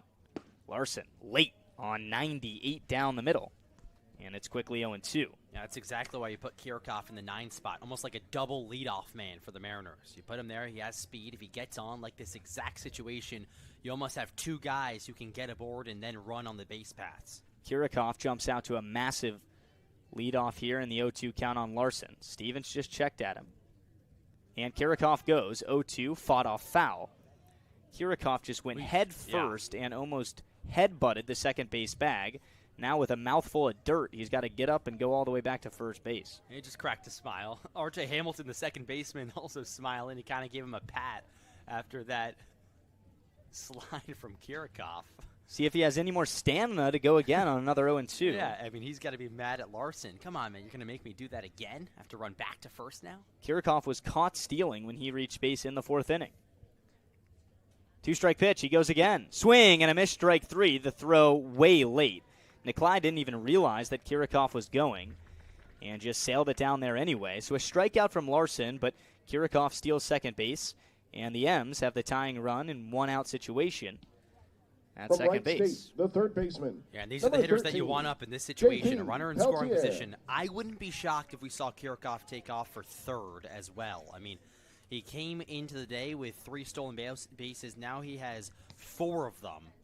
He was already caught once today, but I still think you got to stay aggressive.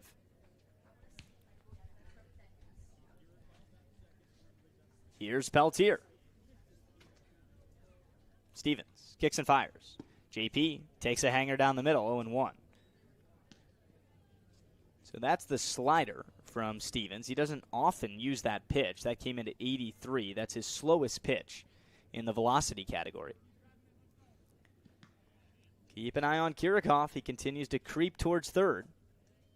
Center fielder for the Mariners dancing. He doesn't go. The 0-1 wave and a miss. That was a really solid cut fastball from the righty Stevens. And he gets ahead of JP 0-2. Peltier hitting .267 on the summer. He's second place on the team in the runs batted in category with 6. And he also is just one of 2 M's with a home run this summer. Trying to protect here. 0-2 with a runner in scoring position. The pitch up the middle. It's right at the second baseman, Hamilton. He catches it belt high and throws in time for the second out. On a night where the M's haven't seen a lot of balls hit hard, that one was bad luck because it was laced right at Hamilton. Yeah, you do move Kirikov over to third, so now wild pitch probably brings him home. But yeah, I mean, just right into the defense. The shortstop. Nicely played by the second baseman, Hamilton. Kind of an in-between hop, didn't know what to do, jumped with the ball, and then caught it at his belt. And a nice throw, but now Ty Smolinski, another big 2-out situation for Ty this season. He's hitting .417 with runners in scoring position, 5 of 12. He's been the man all summer for the Mariners. Leads in just about every single offensive category. And the M's are calling on Smolinski here in the 5th. First pitch in the dirt, ball 1. We know control can be an issue for Stevens. We talked about his walks at school. He walked Kirikov, who's now off of third, to kick off this inning. Harwich trailing by a run, still early on in this one. But a chance in a game where guys just haven't really been on base. Starter Peyton Lee went 4 innings of 2-hit baseball. In the dirt, ball 2. Yeah, Kirikov dancing off of third base, trying to distract the pitcher. Stevens, anything you can do to take him off his game, and I guess it's worked so far in this at-bat. Stevens, a guy who's used to pitching with a lot of havoc in SEC environments. Georgia Bulldog kicks and fires. 2-0. Look out, Smolinski, up and in. Now 3 consecutive fastballs, none of which have caught the strike zone. And this is an interesting spot because you have the cleanup hitter Coates on deck, who's hitting .230 on the summer. Smolinski's been your best bat. Does he have the green light if Stevens grooves one? Ball 4. A 4-pitch walk gives Smolinski a bag for the first time tonight. And now runners on the corners with 2 outs, and Quentin Coates coming up. I mean, the Mariners have walked 6 times tonight. 6 times. From they have Cincinnati, one run on the board. So, number 25. I mean, another big opportunity Quentin right now for Coates. I feel like this at-bat for Quentin maybe can be a staple in this season so far. Now some action in the Gatemen bullpen. It's Andrew Koshy.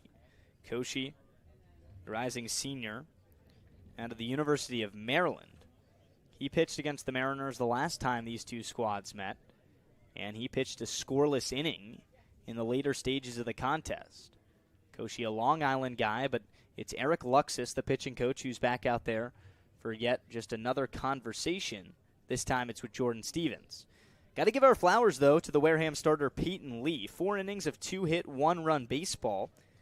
He did walk 4, but you only strike out 1, you walk 4. Maybe you don't have your best stuff.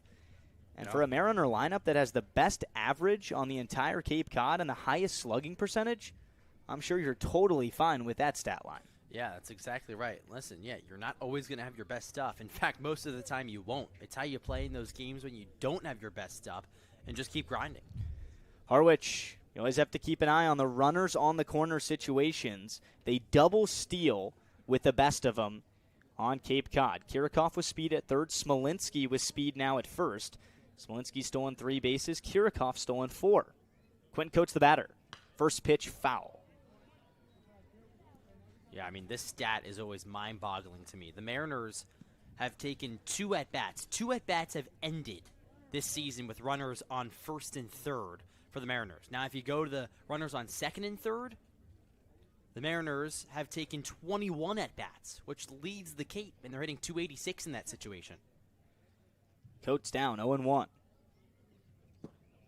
Good take from Quentin Coates at a good-looking slider from Stevens. See if Coates gets something to hit here. A pair of walks in this inning. Smolinski at first, Kirikoff at third. The Mariners still just have 2 hits tonight. Harwich had a base knock in the second and the third. 1 extra base hit. It was the Curlin double. Coates, 1-1. Fastball right down the middle. Called strike 2. Smolinski only has 3 stolen bases over there first, so not someone that's gone too much. But he has speed, and he's just a nifty baseball player, just an all-around good player. So you feel like you don't always have to be the fastest to steal a base, but you have to get a good jump and a good read on the pitcher. It's up to Coates now in a 2-strike count. The 1-2. Cracked down the third base line. It trickles away from Barnett, and this game is tied. An awkward spot for the charging third baseman Caleb Barnett of Wareham. He can't make the play. Kirikoff scores, and we're all square. Quentin Coates brings him home. It's 2-2 in the 5th. Yeah, that one, another in-between hop on Barnett. This Gateman side has struggled all season long with errors and defensive plays, defensive miscues. Number 20, Kevin just Milewski. a kind of chopper over by Coates. He charged it going to the bag, but it just skipped under his glove, and hey, you'll take it if you're the Mariners. Another error for the Gatemen, now first and second with 2 outs in a 2-2 game. And a balk on the right-hander Jordan Stevens sends both runners up 90 feet. And now the biggest at-bat of the summer in Kevin Milewski's Mariner debut here in Harwich. What a time this could be for your first knock as a Ner. 0 for 2 so far. First offering. Up and away. It gets away from the catcher, Nikolai. He didn't even realize it, and nor did Smolinski at third. Both runners stay put. Yeah, Smolinski talking to the dugout right now. He's shaking his head. Slight smile. Maybe had a chance to break home for that one. But listen, you got Milewski at the plate. See what he can do in a big spot right now.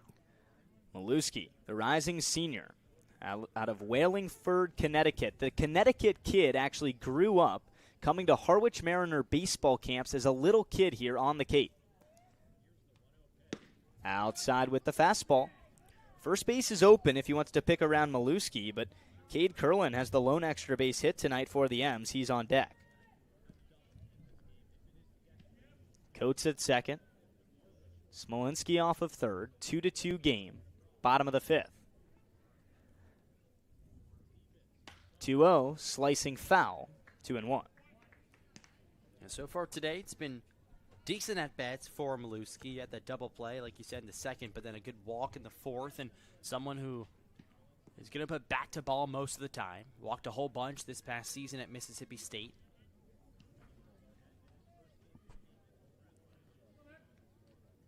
2-1. That's right there. 2-2. 97 on the gun. Maluski was named a 2026 Division I baseball top 50 catcher in the country at number 29. In his 2025 season at Seton Hall, he was all Big East second team. Now he's a Mississippi State Bulldog, and now he's a Harwich Mariner. Here's the 2-2. Maluski swing and a miss late on the fastball at 99, and Jordan Stevens navigates out of a 2-on in scoring position situation, but not before the Mariners score the tying run in the fifth. Coates grounds into an error by the third baseman Barnett, and we're all square at 2 apiece. On to the sixth on Cape League TV.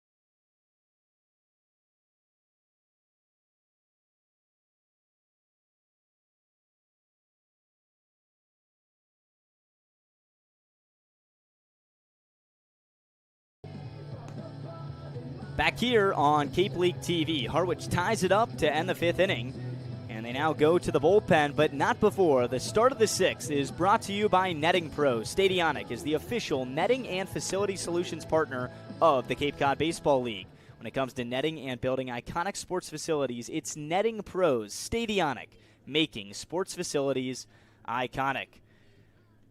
There's the man that Steve Englert will put the baseball leading off the top in his hands here for at least the sixth inning. Ben Alexson, his last appearance was the best of any Mariner out of the bullpen so far this summer. 4 innings of no-hit baseball. He did not strike out a batter. He walked just one. Alexson is a king of soft contact, and here's Kersey. First pitch curveball misses low. Those 4 innings of no-hit baseball came in the 11-8 Catuit win. Harwich fell down 5-0. in just the first 2 innings. And they had to pull their starter, Griffin Page. And then it was Alexson, and he ate up innings. 1-0, wave and a miss. Yeah, really nice pitch right there from Ben Alexson. Last season at Fairfield, 87 innings pitched, a 2.47 ERA, 63 strikeouts, 29 walks. He's been stringing together some good innings here of baseball for the last half year.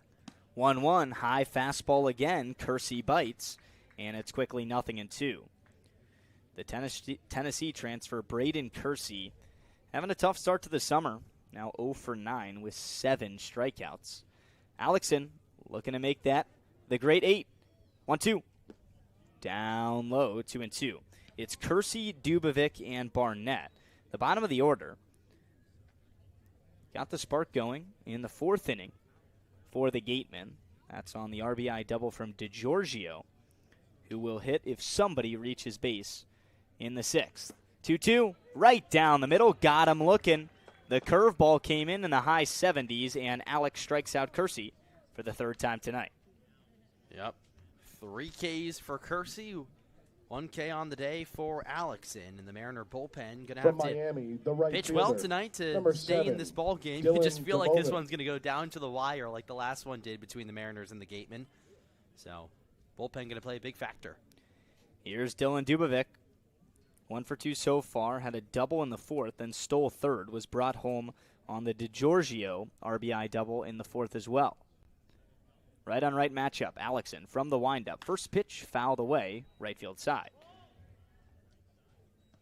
Dive into Dubovic a little bit. Goes to Miami in Florida. Hit .312 for average. Put 7 over the fence. Knocked in 30 in the RBI category. You can see his stats there so far in 28 at-bats on the Cape. He's been the best hitter when it comes to getting on base, just hitting for average. 0-1. Ground ball, third base side. Peltier has it on 1 hop, throws across the bag, and Coates handles it at the ankles. 2 down. It makes that look so easy. I mean, he had a chance right there to set his feet and lean into the throw, but instead he kind of just kept on rolling, strolling down the line, Alabama, and a slinger over to first base that got him.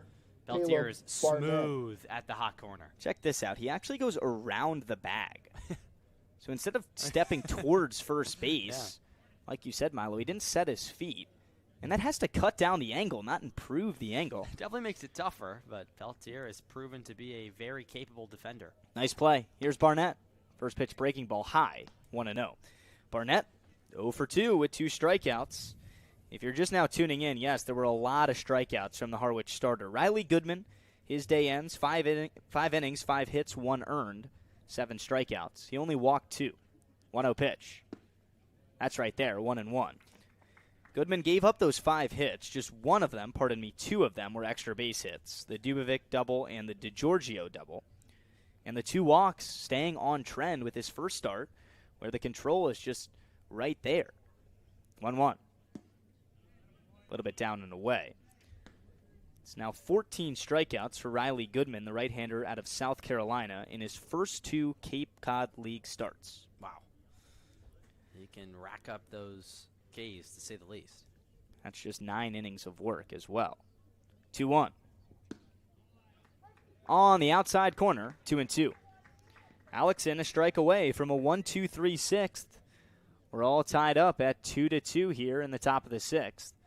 Starting to see a trend through about a game and a half now against Wareham, where these 2 teams stack up tightly. 2-strike pitch. High. Yeah, those strikeouts for Goodman, second most in the Cape Cod Baseball League this season. Only behind Casey Hooper of the Firebirds. Orleans getting things going. Back-to-back wins after falling 1-6 for a record against the Mariners. 3-2. Swing and a miss. Alexson struck him out. A guy who pitched 4 innings of hitless baseball without a strikeout just fanned 2 batters in a 1-2-3 6th inning. And the Mariners keep it tied. Time to take the lead when we come back in the bottom of the 6th on Cape League TV.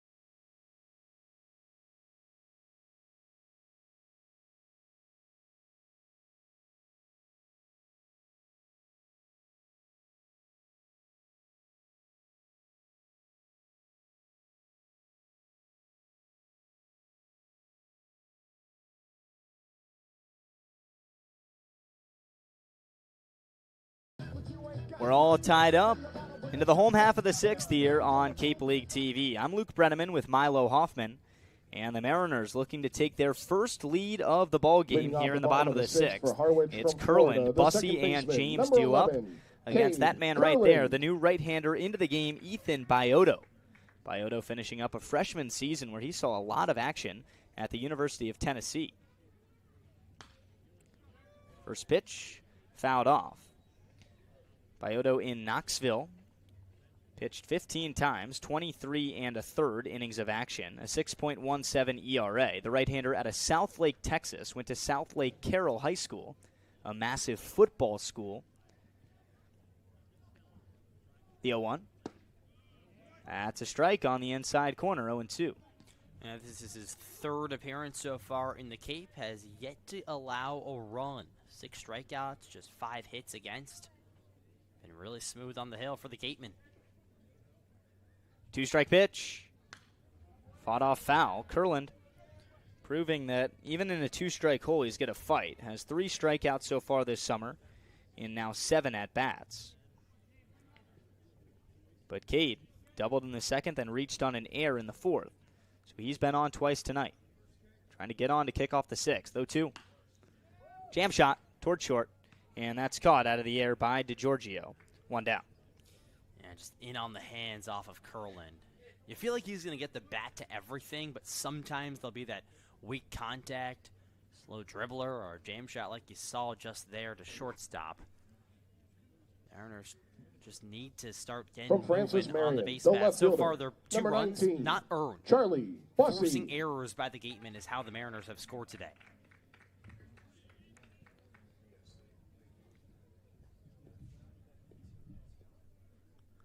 Here's Charlie Bussey. First pitch, ground ball foul.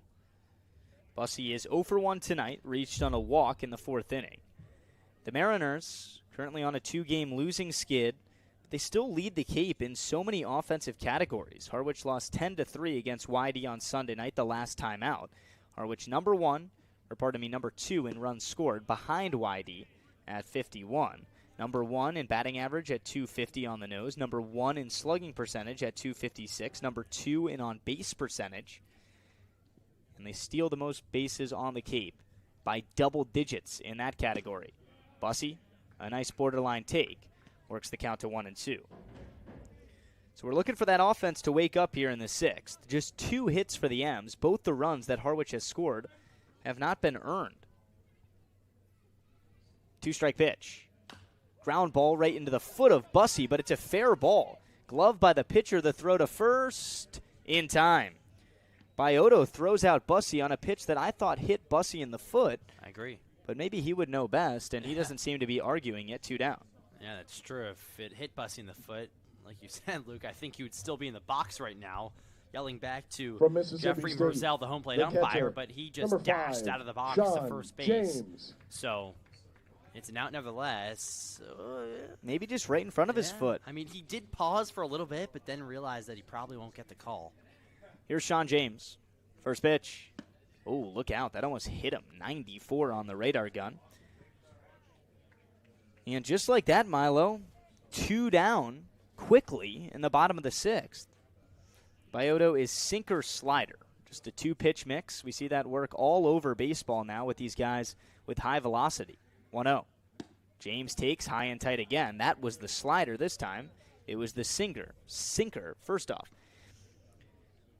See Cincinnati Red Chase Burns. He only throws 2 pitches.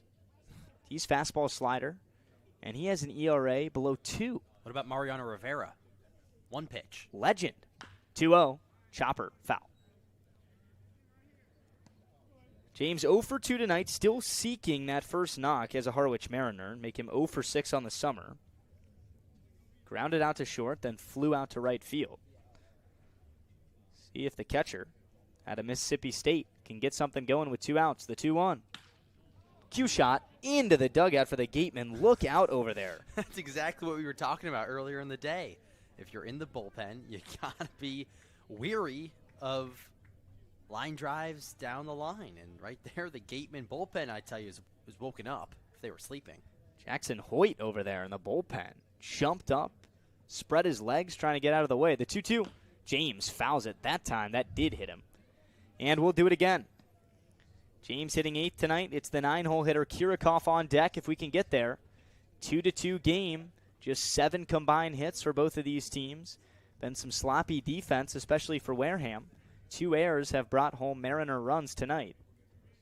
And Harwich just trying to find some life at the dish. Another 2-2 from Bioto in the dirt. James has it full. Was once behind in this count, 0-2. Fought off a couple good ones. And Kirikov looming on deck. He's reached base twice tonight in that many tries. Bioto working from the windup.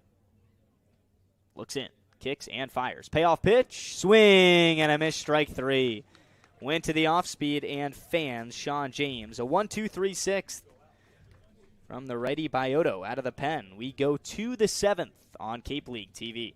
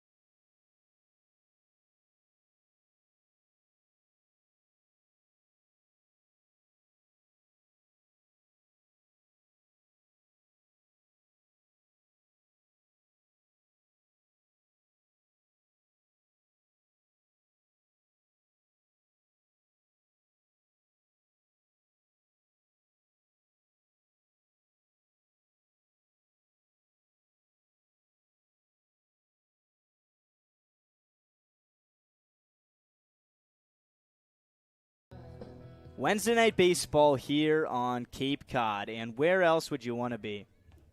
Blue skies, 73 degrees, a gorgeous Wednesday today in Harwich, and a little bit of Cape League baseball action at night. Top of the 7th, 2-2, deadlocked between the Wareham Gatemen and the Harwich Mariners.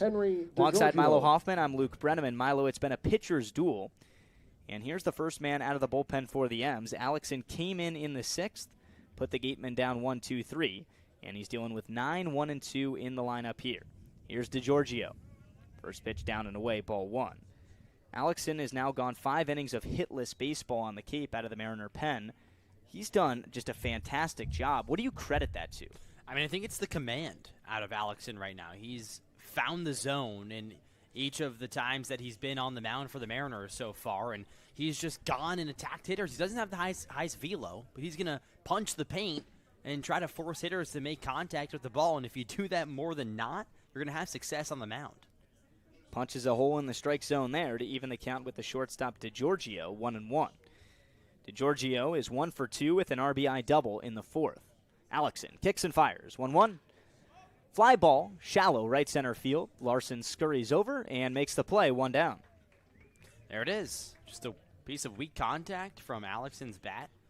Nice, easy fly ball to right field, and that's what Alexson does.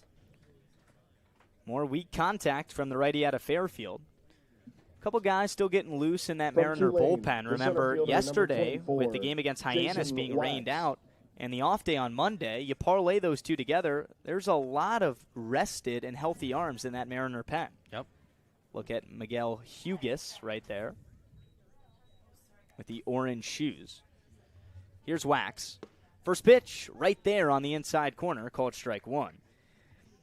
Talking to the Mariner pitching coach Hunter Dilworth earlier this afternoon before the game, I said, who's available? Who do you like today? He said, well, everyone's available, but who do I like? I love Alexson. Gotta love him. 4 innings of hitless baseball, now make it 5 1/3.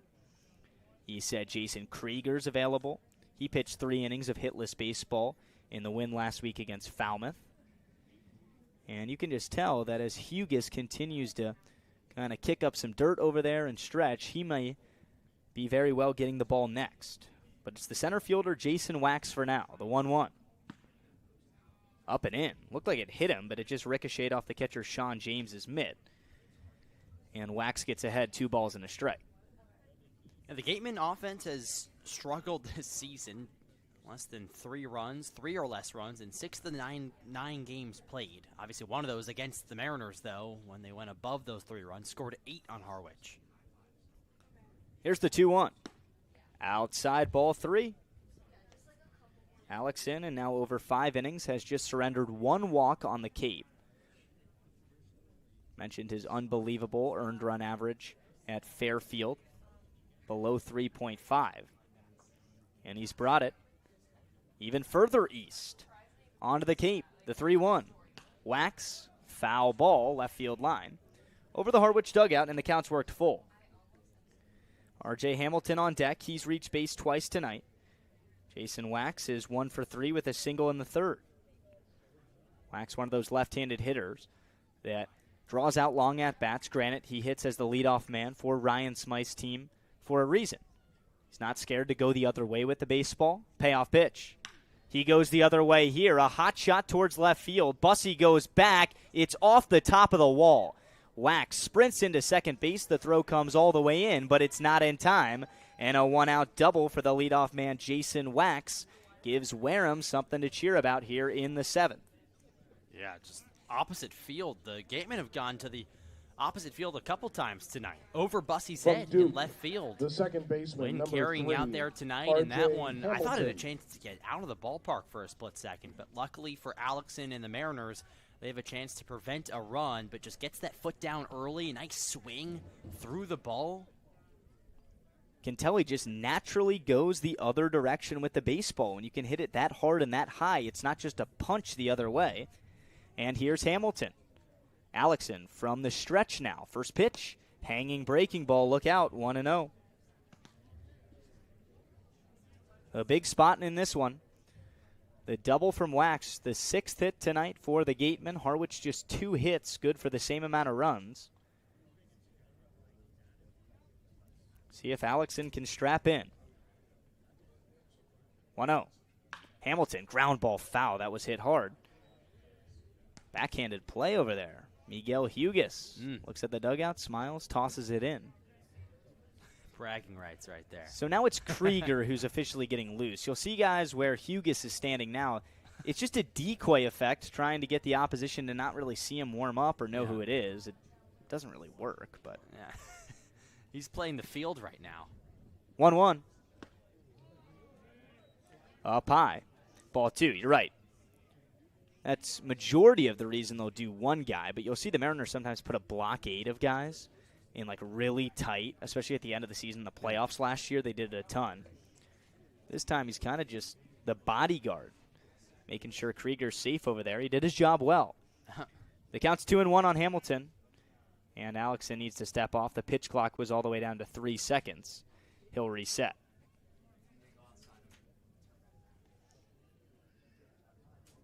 Another tight one tonight for the M's. It was a tight one the first time around against Wareham. They won on a walk-off grand slam. 2-1 pitch. Hamilton ditches a pitch that was low and away, and now it's 3-1. Wax has speed over there in scoring position. Hamilton 1 for 2, a single, a walk, a stolen base. And most recently, he flew out in the 5th inning. 3-1. Ground ball towards short. Smolinski on the backhand, throwing across his body up the line. And Hamilton is safe at first base. Yes, close to being another really good play from Smolinski. Interesting to see how that scored. That's ruled as an error on the Mariners shortstop Ty Smolinski. I think it's the right call. It seems like this ball was playable the entire way. You got to give credit, though. That's now the second infield ground ball. The first was a hit that Hamilton had. And now that one's an error that he just beat out. And here's Steve Englert out of the dugout. Alexson looks to be done. He hands the ball off willingly. And it'll be the right-hander Jason Krieger in a big spot. First and second, one out in the top of the 7th. We'll be right back for the matchup on Cape League TV.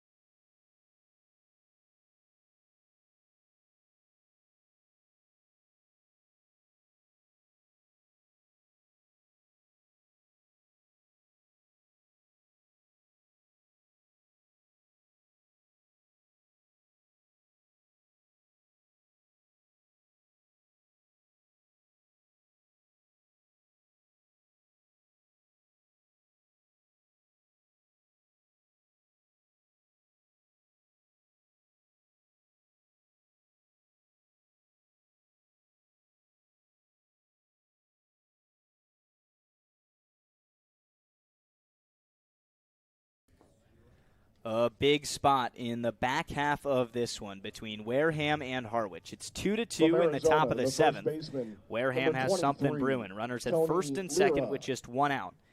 And their 3-hole hitter and first baseman Tony Lira gets an at-bat. There's Jason Krieger, the righty, into the game for Harwich.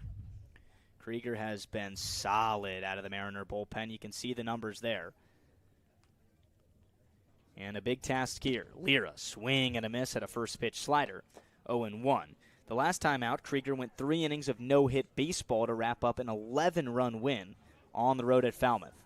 This time, we'll see if Jason Krieger can keep this game tied with 2 on and just 1 out. The 0-1. Ground ball foul. And before you can blink, a good sign for the Mariners. Krieger gets ahead of Lira, 0-2. Looking for that put-away pitch, double play ball intact. The Arizona connection. Tony Lira goes to the University of Arizona. On deck, the catcher Cohen Niklai for the Gatemen. He's also been a Mariner killer this summer. 2-strike pitch. Struck him out. Jason Krieger into the game and fans Tony Lira for a massive second out in the 7th. Just a fastball where you can't hit it. Up and in from Krieger. Perfectly placed right there. And it doesn't matter if it's 99 or if it's 93 or if it's therefore 89 off the hand. You know, it's a perfectly placed pitch that just makes it hard to get the bat to ball. And that's exactly what Krieger just did. It doesn't hurt when you can throw it 96 right past him, though. You got to deal with Niklai now. First offering. Niklai waves and misses. That was the cut fastball from Krieger. 0-1. Niklai so far tonight, 1 for 2. RBI single in the first, flew out in the third, and walked in the 5th. Here's the 0-1. Before that, a quick check on the runner Wax over there. Hamilton off of first, Wax off of second. Both have speed. Not sure if Wareham would dare, in a position with their cleanup hitter Niklai up, to ever risk putting guys on the move. Infield shifted towards the middle, the 0-1. Outside, a nice take from the Gatemen catcher, evens the count. Cohen Nicolai was the hero a couple nights ago. That was Saturday night last week in Wareham, a walk-off grand slam to win it over the M's. 1-1. Nicolai, swing and a miss. It gets away from Sean James, and that changes a whole lot in this at-bat. Now a 1-2 count. Yep.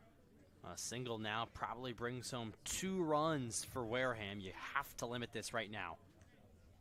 Jackson now at second. Or pardon me, Hamilton now at second. Wax now at third. It's Krieger versus Nicolai. 1-2 pitch. Ground ball on one hop in the hole. It's off of Smolinski's ankle. Peltier fires it into the plate. Bang, bang, play. And the Mariners steal it out. Wareham takes the lead as Wax scored from third. But a run-stopping heads-up play from J.P. Peltier at third base keeps this just a 3-2 game. So Cohen Nicolai give him another RBI single, but it could have been 2.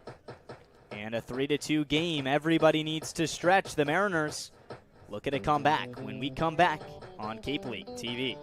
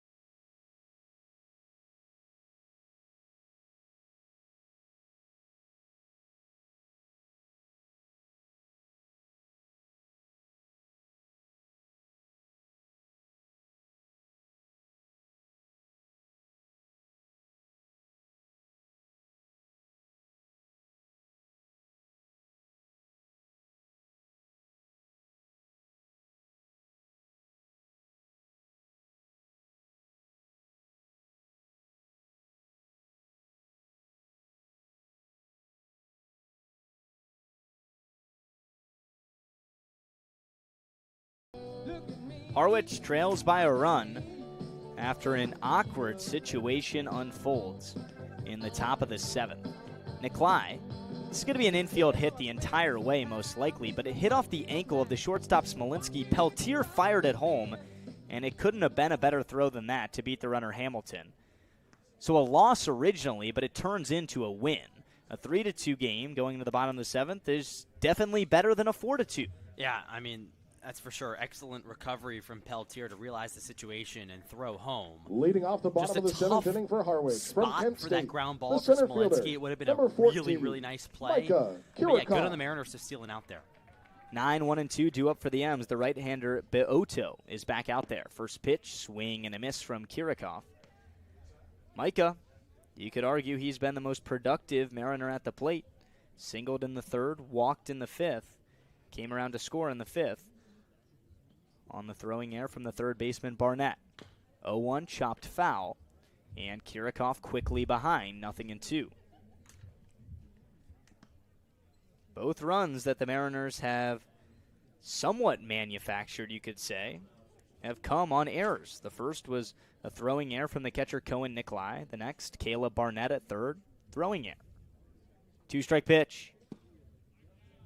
Down and away. A nice take from Kirikov. He pats his chest, looks at the bench, trying to get something started for the M's. Yeah, he did it in the 5th inning, a leadoff walk. He came around to score. 2-strike pitch. Swing and a miss. The slider away. Fooled Kirikov. And Beoto, a rising sophomore out of Tennessee, starts the 7th with a strikeout. From Boston College, the right fielder, number 4, Colin Larson. So the top of the order now up for the Harwich. 1 out in the 7th, trailing by a run. Colin Larson digs into the left side. Larson's 0 for 2 tonight. Walked, stole a base, and scored in the 3rd inning. First pitch, fouled straight back. Larson has such an even swing. He doesn't uppercut. He doesn't chop down at the ball. It's very even through the entirety of the zone. So it makes it easier for him to pick up hits. He's hitting .292 for average on the summer for the M's. 0-1 is up. I'll tell you, this fence back here is getting some work today. You probably hear it in the mic. Just constant action back there. Fence is especially getting beat up because the last 2 arms from Wareham, hard-throwing righties out of the SEC. 1-1, that's 94 up and away.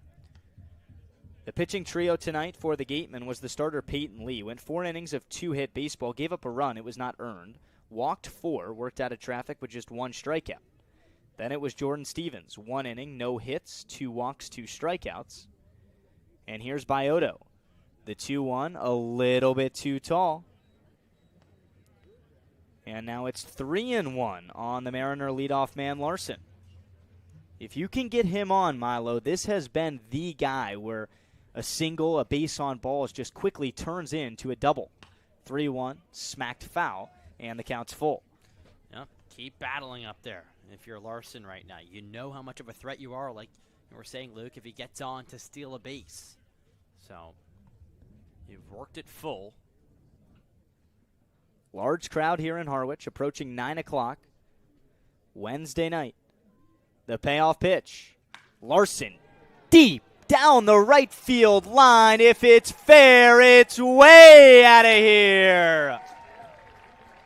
Larson laces his first homer of the summer on Cape Cod, and it ties us up in the 7th, 3-3. By Harry Ellis Builder, a Cape craftsman providing all phases of building, construction, and remodeling for Cape homeowners for over 45 years. The leadoff hitter, known for his speed and not his power, looked like a home run hitter there in no doubt fashion. The third baseman, number 13. Wow. Colin JP Larson, Peltier. just praising his contact ability. Like you said, that power went to the back foot for that one. Wear the hat. Forget the walk, forget the stolen base, give him a round tripper, and we're all square. Peltier wears one off the left arm, and the Mariners, now in a tie game, have a runner at first base with just 1 out for Ty Smolinski. I mean, Colin Larson just hit 3 home runs this past season at Boston College. And if you were to show me that, I would tell you it had 20. And we don't see too many no-doubters here. No. Ever. From Kansas State, the shortstop, number 22. Now what can you do with it? The Smolinski. third hit of the night for the Mariners comes in clutch fashion, deep fashion, and Larson knew it the whole way. Look at that home run trot. A moonshot. Some That hit the swagger. sky. Here's Smolinski, right on left matchup. Bioto kicks and fires. Smolinski checked his swing. Appeal down to second. He went around 0-1. Maybe this can get the Mariner offense going. A jolt from your leadoff man. Ty's been a little bit of a slide here today. And I say that he still walked and gotten aboard, but no hits yet for the man who came into the day hitting .393. 0-1. Smolinski smashes it into the ground. Gloved by the pitcher Bioto. Pitches to first, his only play. 2 down. So if you're going to commit an out, at least advance Peltier into scoring position. Smolinski does. And no bigger spot this entire summer for the cleanup man and first baseman out of Cincinnati, Quentin Coates. Sure, it's not the bottom of the 9th. But in a game now that you tie it up on a Larson blast in the 7th, your team just has 3 hits. That's the lone RBI of the night. You have Peltier who can run in scoring position, and your cleanup hitter up for a spot that this is why you hit a guy cleanup. Yep. 28 homers at Cincinnati. Quentin Coates, first pitch. That gets away from the catcher Nicolai. Up 90 more feet goes the third baseman, Peltier. I thought that almost hit Coates for a second. Got out of the way quickly. I think Coates, this is his moment right now. He wants this at-bat. I mean, he's put together some decent at-bats today. He walked back in the 2nd. He reached on an error, so he's been aboard twice. I feel like he's been right there this entire summer. And here comes the pitching coach, Eric Luxus, for the 3rd time tonight. What a spot this is, a completely new ball game. This is one of those low-scoring, pitching, dueling thrillers that you get a lot out here, but there's been some wrinkles to it. Some bad defense, 4 combined errors, 2 per side. And nope, it's not just a pitching change, or excuse me, a mound visit. It's going to be a pitching change. Eric Luxus pulls the right-hander Bioto. And with 2 outs and Peltier at third, we're going to go to break. It's going to be the right-hander out of Maryland, Andrew Koshy, a huge spot. The Mariners trying to take the first lead of the night in the 7th. We'll be right back on Cape League TV.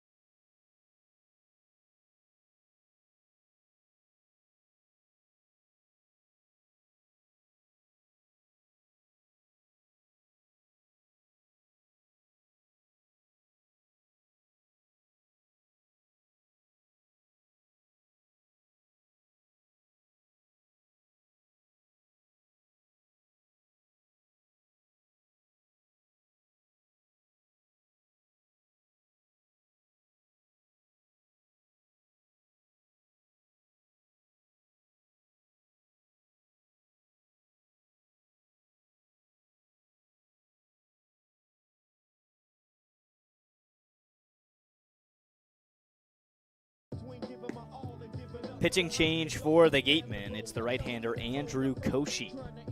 Koshy started his career at Wake Forest, then went to Maryland this season. Now he's back in the transfer portal, and he's pitched nicely on the Cape so far this summer. 3 innings, just 1 earned run. He has 3 walks and a pair of strikeouts, but a high-leverage task against the cleanup hitter Quentin Coates. And remember, this at-bat started with a ball from Bioto, who was the previous pitcher for the Wareham Gatemen. So the count's 1-0. Coates, 0 for 2 so far tonight. Can he deliver in the biggest spot? The 1-0. That missed. It's a tough at-bat for the righty because Koshy comes at you at that 3/4 arm angle. Not quite a submariner, but definitely not an over-the-top guy. 2-0. Smack down the right field line. It's drifting foul. And ditches play. So Coach has seen one. Still ahead 2-1. Peltier at third. Got to be careful. If any pitch gets away from the catcher Cohen Nicolai, Peltier, he can really run. He's stolen 8 bases in that many tries so far this summer. We know how heads up he is. And if you go back to his defensive effort, he's part of the reason that the Mariners have this game tied up at 3-3, and it's not 4-3 Wareham. 2-1 pitch. Coates late. Ooh, wow. That was a hanger, too. Yeah, that pitch was right over the heart of the plate, and he took a swing that he connects on that one. The trees and left might have company.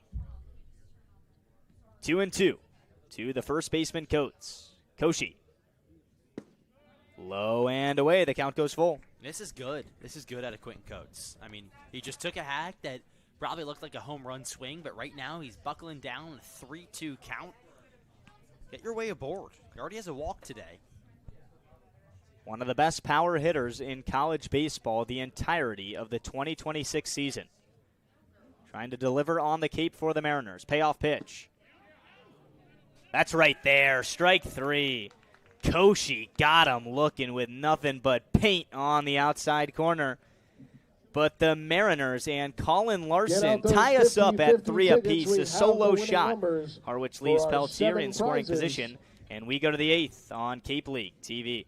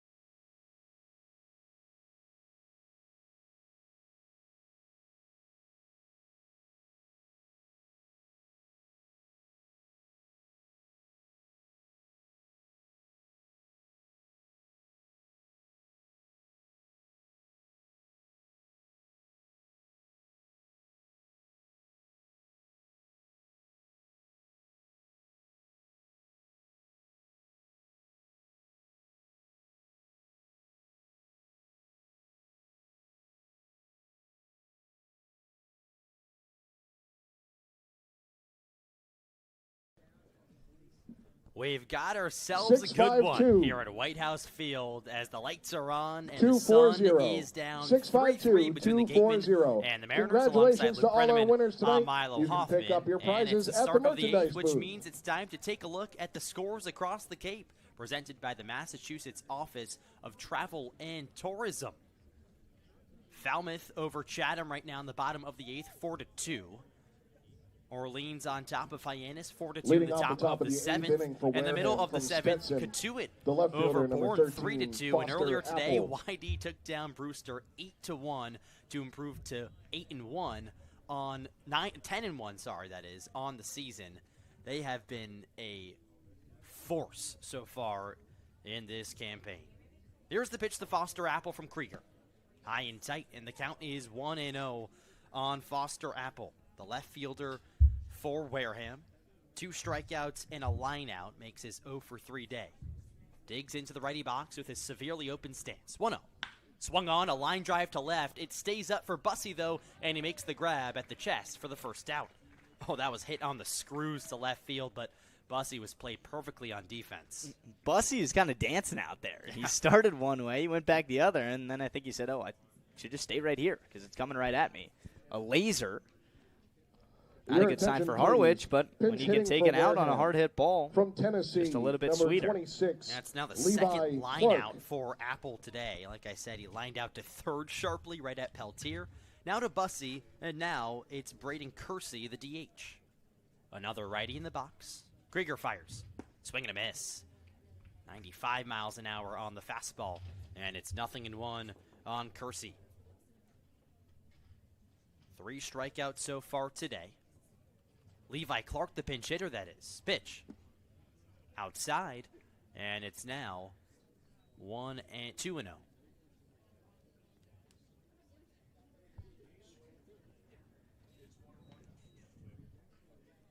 Pitch home. Swinging a chopper, third base side. Peltier on the short hop, gobbles, fires across the diamond in time. Nice play from J.P. Peltier. He stays smooth over there at the hot corner, and there's 2 gone.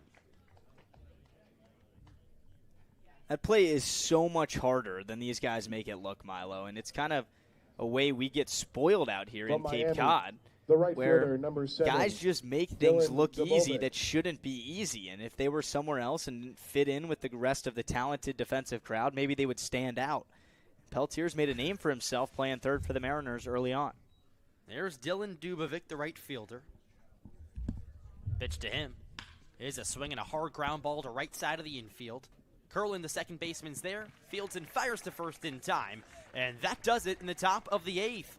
A nice 1-2-3 frame dealt by Jason Krieger. And we head to the home half. Mariners trying to take a lead here at Whitehouse Field and here on Cape League TV.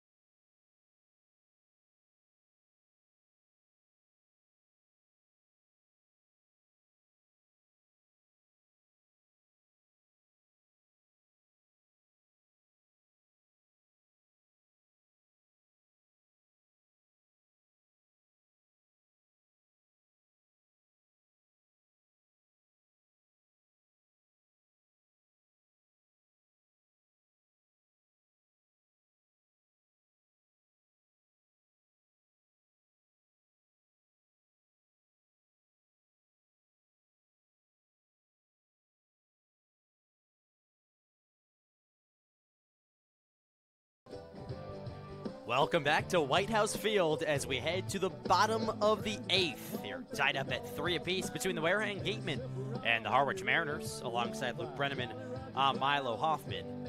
Aiden Kitchings on the hill for Wareham now. He is the 5th pitcher used from manager Ryan Smythe and the visiting Gatemen, making his 3rd appearance on the season. 5 innings pitched so far. No earned runs. He's allowed just 3 hits. The designated hitter, number he deals 20, to Kevin Maluski, the DH for the M's, and making his Harwich debut today. So far, he's 0 for 2. Sprinkle a walk in there in the 4th inning. Digs into the righty box. Here's the pitch from Kitchings. That's a swing and a miss on a fastball upstairs. And it's 0-1 on Maluski. Be a good time to get on base. Maybe get your first knock as a Mariner here in crunch time, tie game. Pitch home. Swing and a miss, another fastball at 95. And it's quickly 0-2. Aiden Kitchings pitched against Harwich back on June 20th. Went 3 innings, just 1 hit, 1 walk, and 2 strikeouts. Here's the 0-2. Swing and a miss. Good morning, good afternoon, and good night on Kevin Maluski. And there's 1 quick out here in the bottom of the 8th.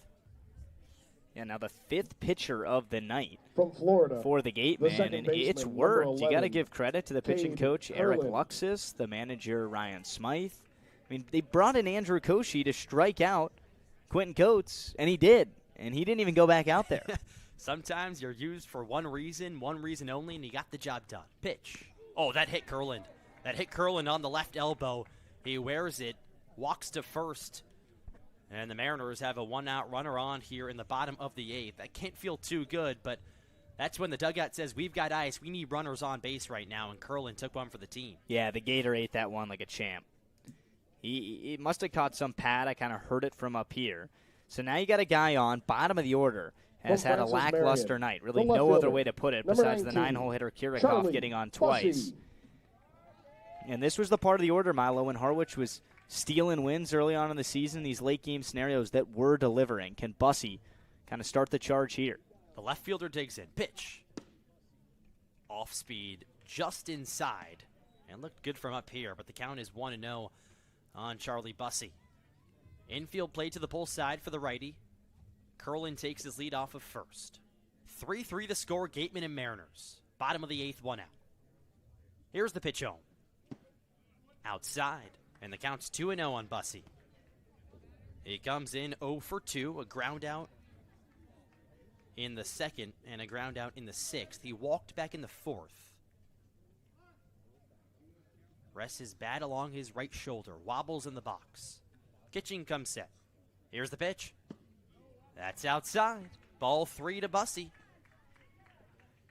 He's already walked today. The Mariners have walked a total of 6 times. So getting on base via the walk against the Gatemen. Also been hit twice. There's been traffic, to say the least, for Harwich. Curland off of first. Here's the 3-0. That's their first strike with the fastball. Painted the outside corner, and it's 3-1. Mariners got walked off against the Gatemen last week. Now in a close one against Wareham once again. 3-3 the score, bottom 8. Bussey digs in. There's the pitch home. Curlin takes off, swing and a miss. There's no throw from the catcher, Nikolai. So the count is now full. Curlin steals second. So a runner in scoring position for the Mariners now. Curlin did not steal a base at school. A smart decision to run. Not only was it a good pitch, but the swing and miss kind of got in the way of the catcher, Nikolai. No throw, you'll take it. See if Bussey can get a knock here. Taps his bat on home plate a couple times. A big moment for Charlie Bussey.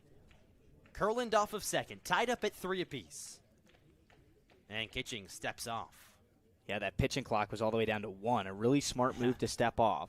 That would have been close. 3-2's the count. Curland off of second. Mariners trying to take the lead. Here's the pitch. Outside, ball 4.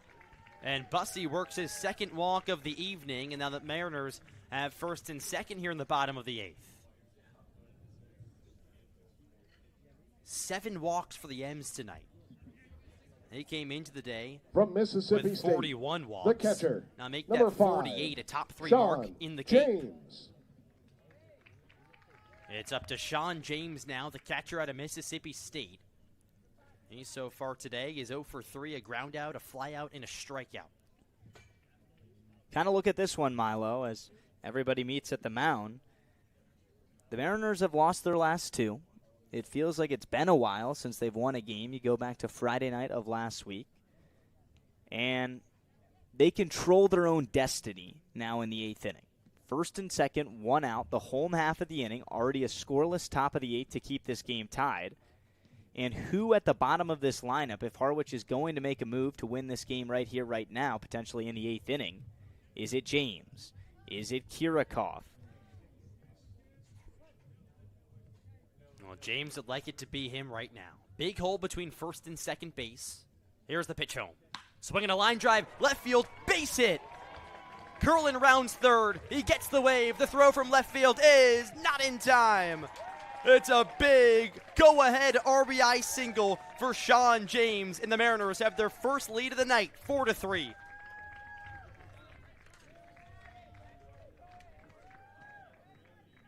They've been lurking all evening long, and finally that big hit from one of the hitters in the bottom of the lineup. 14, Micah Sean Kirikov. James coming through. How about the first hit of the summer for Sean James? Welcome to Harwich.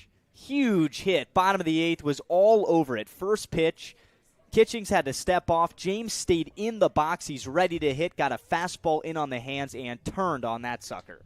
Bussey goes to second on the play as well. He's dancing off the bag. Pitch home to Kirikov. Is a strike on the inside corner.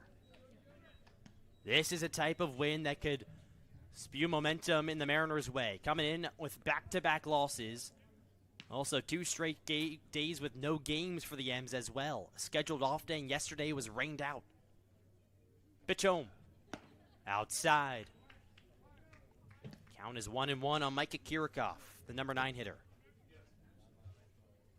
He has a single, a walk, and a strikeout today. Digs into the box with runners off first and second. James off first, and Bussey off of second base. Here's Kitchings' pitch home.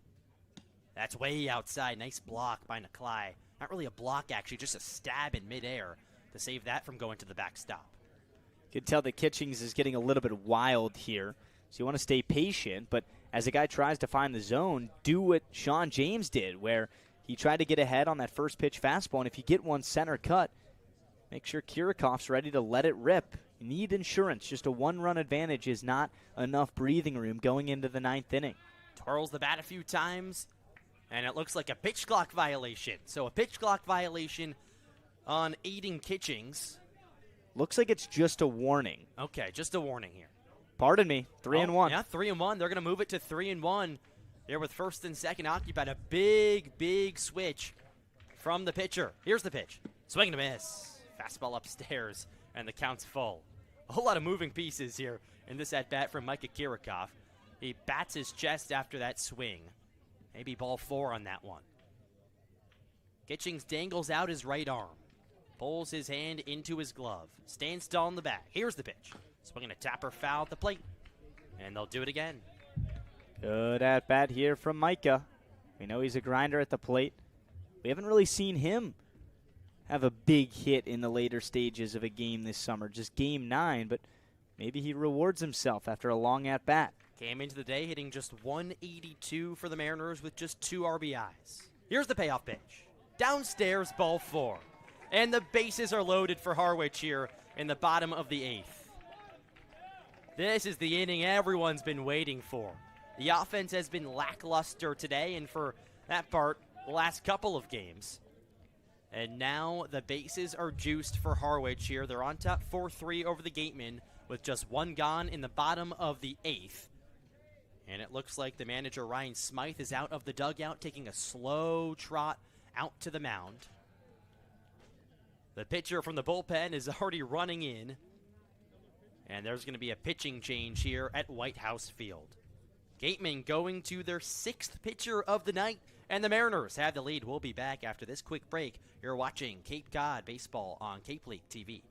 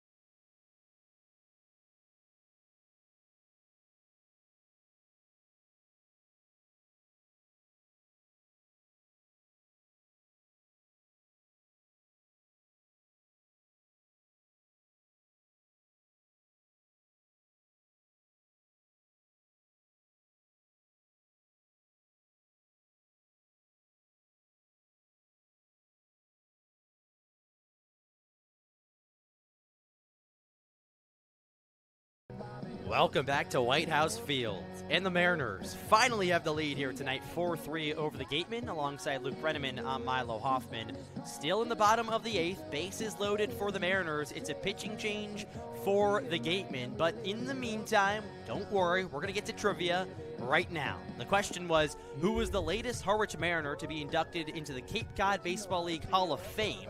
And the answer is Ian Happ of the Chicago Cubs, a Mariner in 2013-14, inducted in 2022, been a very solid pro baseball league player, always strong with the Mariner roots. Mariner fans, they love Ian Happ. Yeah. But also go check out the article that our writer Michael Laba just wrote on the house that hosted legends like Ian Happ, DJ LeMahieu. And a couple more Mariner guys are soon to be legends that are in that house right now. But for now, Colin Larson. I'd say the legend of the night is this guy who has no bigger spot. He tied it up with a solo shot, and now the base is juiced. Colin Larson, like Luke just said, a solo shot in the 7th to tie the game up. Now bases loaded for the leadoff man. Digs into the box. Mariners trying to blow this one open. Pitcher's Mark Brissy. Here's the pitch home. Swing and a miss. Big cut on a 98-mile-an-hour fastball. Brissy pitches at Arkansas. This is his 4th appearance this season on the Cape. The righty stands at 6'3", 215 pounds. Pulls his ball into his glove from the belt. Here's the pitch. Swinging a high fly ball, foul down the left field line into the seats. And the count's quickly 0-2 on Colin Larson. He has a fly out, a walk, a strikeout, and like we've talked about it, the home run deep to right field. He just hit 3 home runs this past season at Boston College, but that was a no-doubter to right. Kirikoff off first, James off second, Bussey off third. Here's the 0-2 pitch. Swinging a foul back, and they'll do it again. Larson's a grinder at the plate. We know him, Milo. He's going to fight with 2 strikes. Can he get something over the plate that not only feels like he can drive, but just get out there deep enough? Bussey has speed at third base. Brissy comes set at the belt on the mound. Base is juice. Mariners up 4-3. Here's the pitch home. Outside. And the count is 1-2.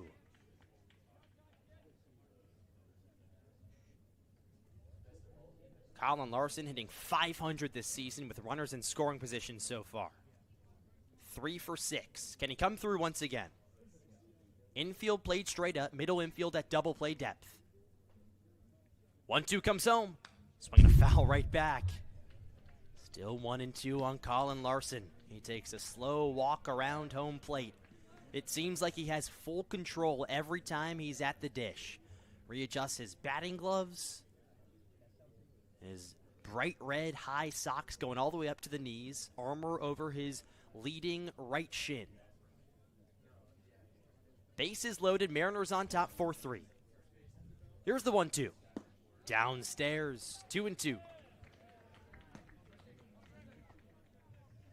The more pitches he sees in this at-bat, you think the advantage goes to the hitter. Brissy's pumping in high 90s right now, but Larson doesn't seem phased. Crouches in the box. Mariners trying to tack on some big insurance. Here's the pitch home. Swinging a chopper right side of the infield. Lira drifts over. It bounces off his glove, and 1 run comes home to score in Bussey. Everyone's safe.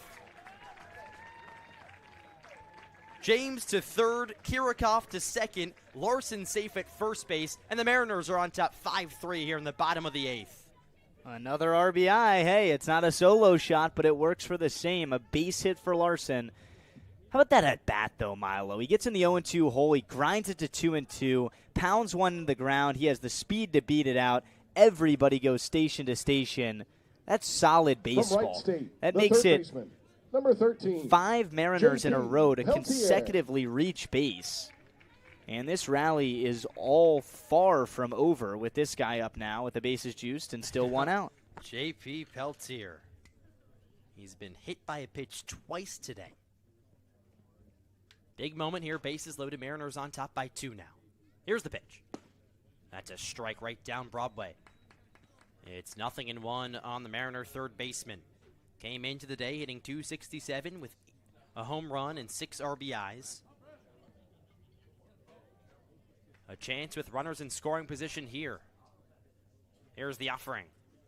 Swinging a slow tapper. That'll go foul down the third base line. It may have hit off of Peltier's foot. Another 2-strike battle. Larson won the last one. Can Peltier dig in, see a few, fight a few off? If you're Mark Brissy on the rubber, you just want to put this guy away now, ahead 0-2 again. Peltier himself is hitting .250 with runners in scoring position this season, 3 for 12. Here's the offering from Brissy.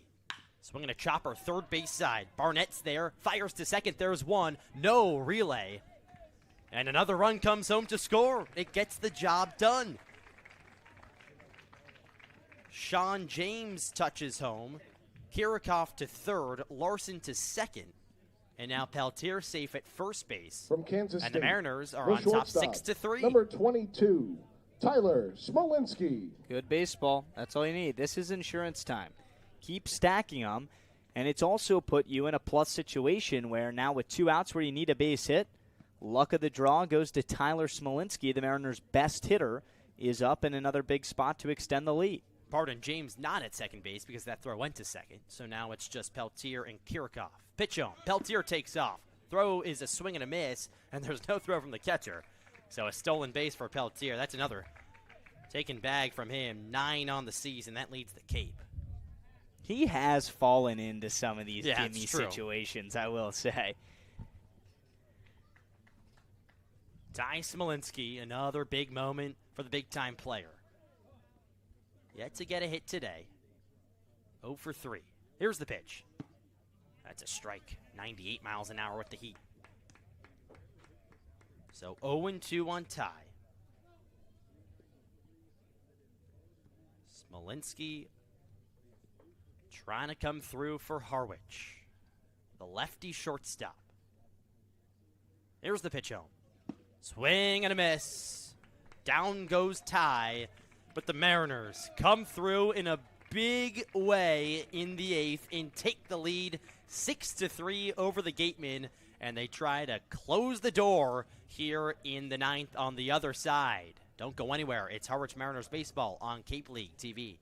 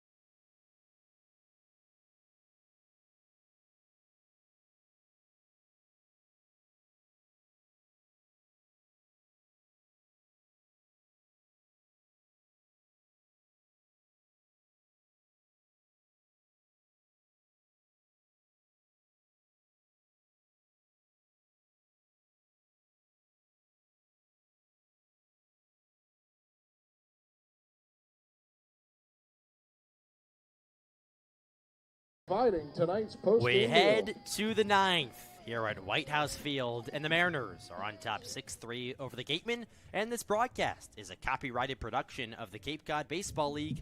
Any unauthorized duplication, retransmission, or other use is strictly prohibited. It's still Jason Krieger on the hill for the M's, trying to seal the deal against the Gatemen. And his first challenge is Caleb Barnett, the Gatemen third baseman, who's got 3 strikeouts. Here's the pitch. That's a strike at the knees, and it's 0-1 from Krieger. He's been dealing so far today with the Mariners. Trying to pick up the save and get Harwich back in the win column. Pitch. Upstairs. 1-1 on Barnett. It'll be 8-9-1 in the Gatemen lineup.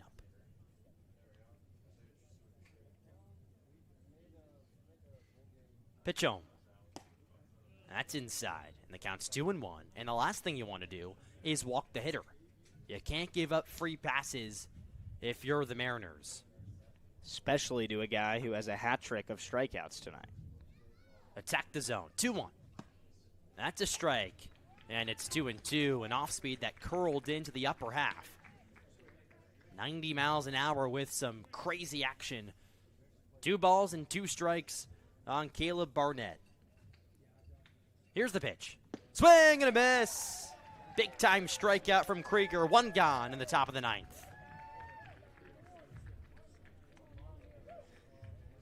Still no established closer yet for the Mariners. They can smell their 6th win of the summer, and I would say this guy is the odds-on favorite if those existed, because Krieger, he throws strikes. He throws it hard. He's kind of got that fire about him. And I kind of like his glasses as well. Yeah, he's got some swag on the hill. He has to deal with Henry DiGiorgio now. Pitch home. That's a jam shot, fouled back and out of play. So 0-1 now on the Gatemen shortstop.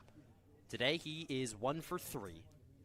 A strikeout in the 2nd, an RBI single in the 4th, and he flew out to right field in the 7th.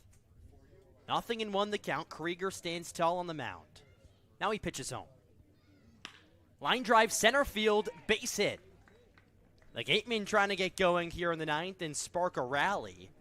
So a ripping single to center for DiGiorgio, his 2nd hit on the day. And now it's back to the top with Jason Wax. That was a good pitch that time. Fastball in on the hands. Left-handed hitter DiGiorgio kind of fights it off, fights through the ball, and drives it into dead center field. And now the tying run is in the on-deck circle, and it's the top of the order up for the Gatemen. Yep, Jason Wax, 2 of 4 today. DiGiorgio leads off first. Pitch. That's outside. Count is 1-0. And if your memory takes you back to last Saturday, these Gatemen don't go away. Mariners went into the bottom of the 9th up 4-2. And in the end, it was a walk-off grand slam for Wareham, 8-4. Pitch. Swing and a miss. 1-1 the count on Wax. Some Harwich fans maybe getting deja vu here in the top of the 9th. This time it's at Whitehouse Field. Jason Krieger dangles out his arm, now comes set at the belt. Fires home. Downstairs. Count is 2-1.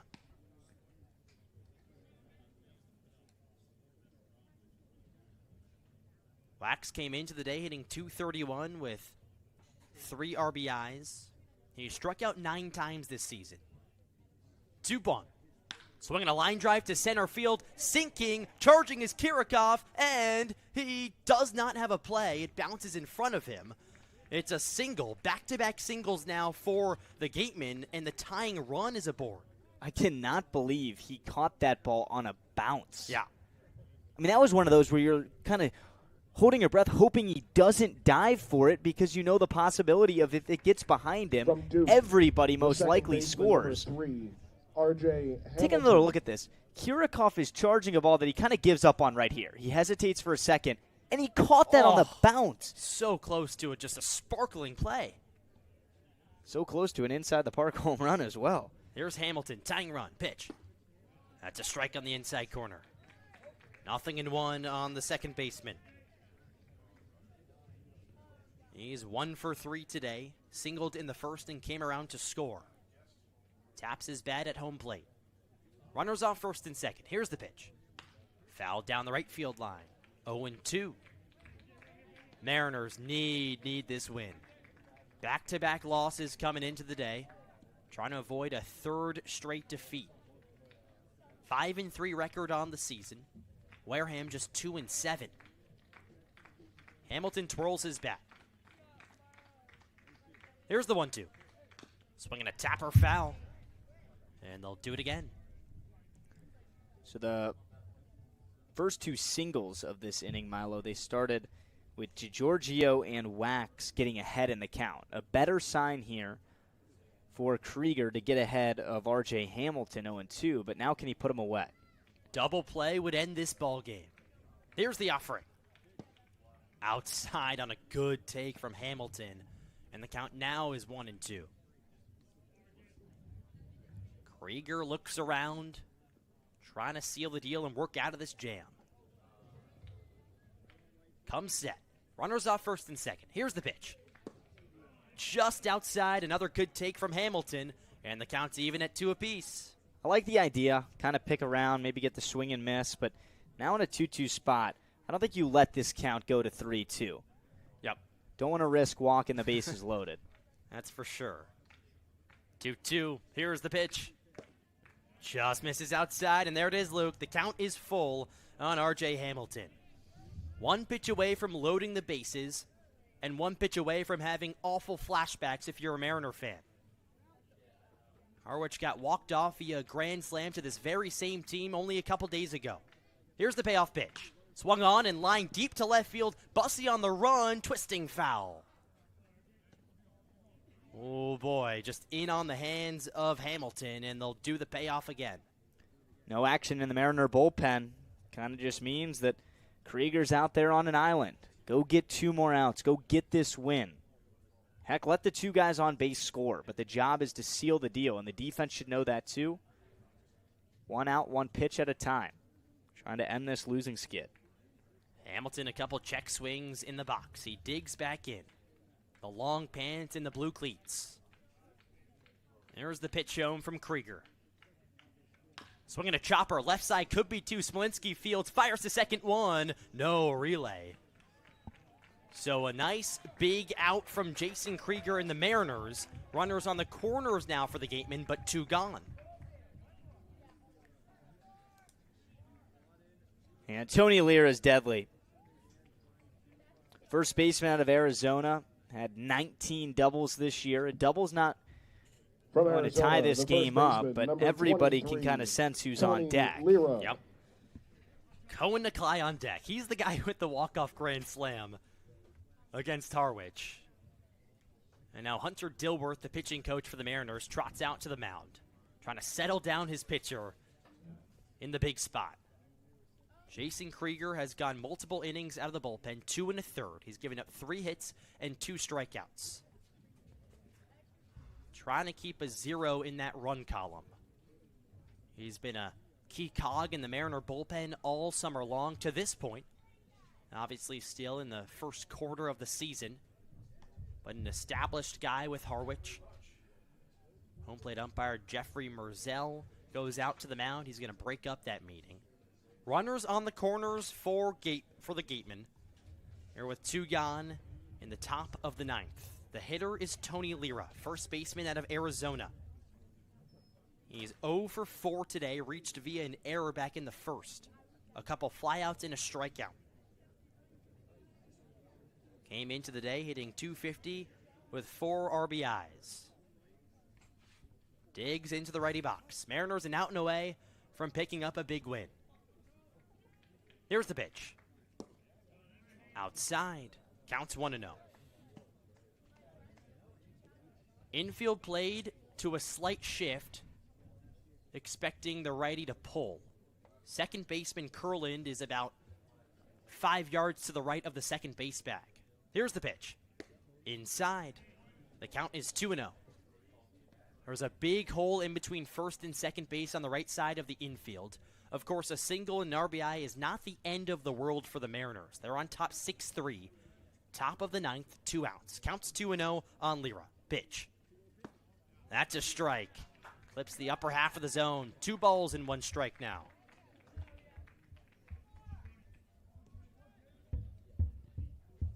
Tense times here at Whitehouse Field. Harwich trying to get back in the win column. There's the offering home from Krieger. Swing and a miss. Mariners a strike away. They've lost 2 in a row. 2 off days. Can they get back in the dub column right now against the Gatemen. 6-3 the score. 2 balls, 2 strikes, 2 outs, 2 men on. Here's the pitch from Krieger. Swing and a miss! The Mariners pick up the win against the Gatemen 6-3. Krieger seals the deal, and Harwich is back in the win column. They improved to a 6-3 record, and that's got to feel good for Steve Englert and company. Real good, and a lot of different contributors tonight, and you seal it with good pitching, which lets you down the last time against Wareham. It felt like the Gatemen thought they had something going in the ninth.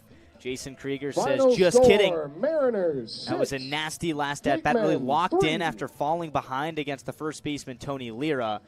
But yeah, Milo, that's kind of a gritty win right there. When you look at that stat sheet, Wareham, 9 hits for 3 runs, but the Mariners' hits just came at more opportune times. They drew out big at-bats. They found different ways to get on base.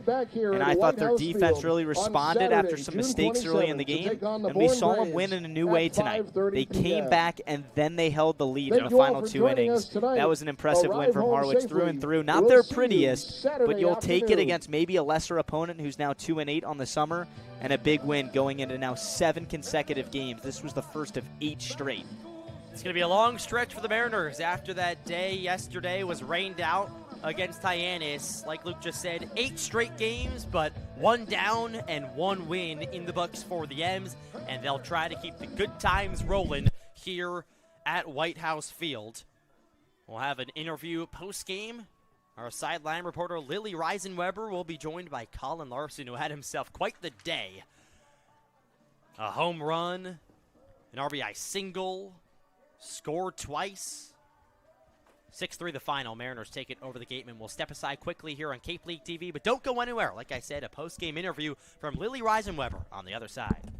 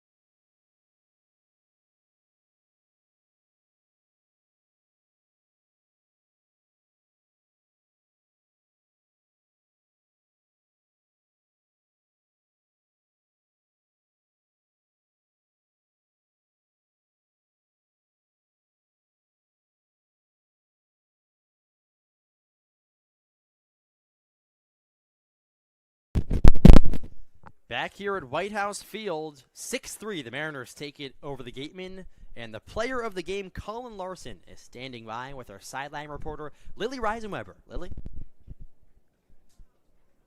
Thanks, guys. The Mariners are back in action. I'm here today with Colin Larson, who played a huge role in today's win.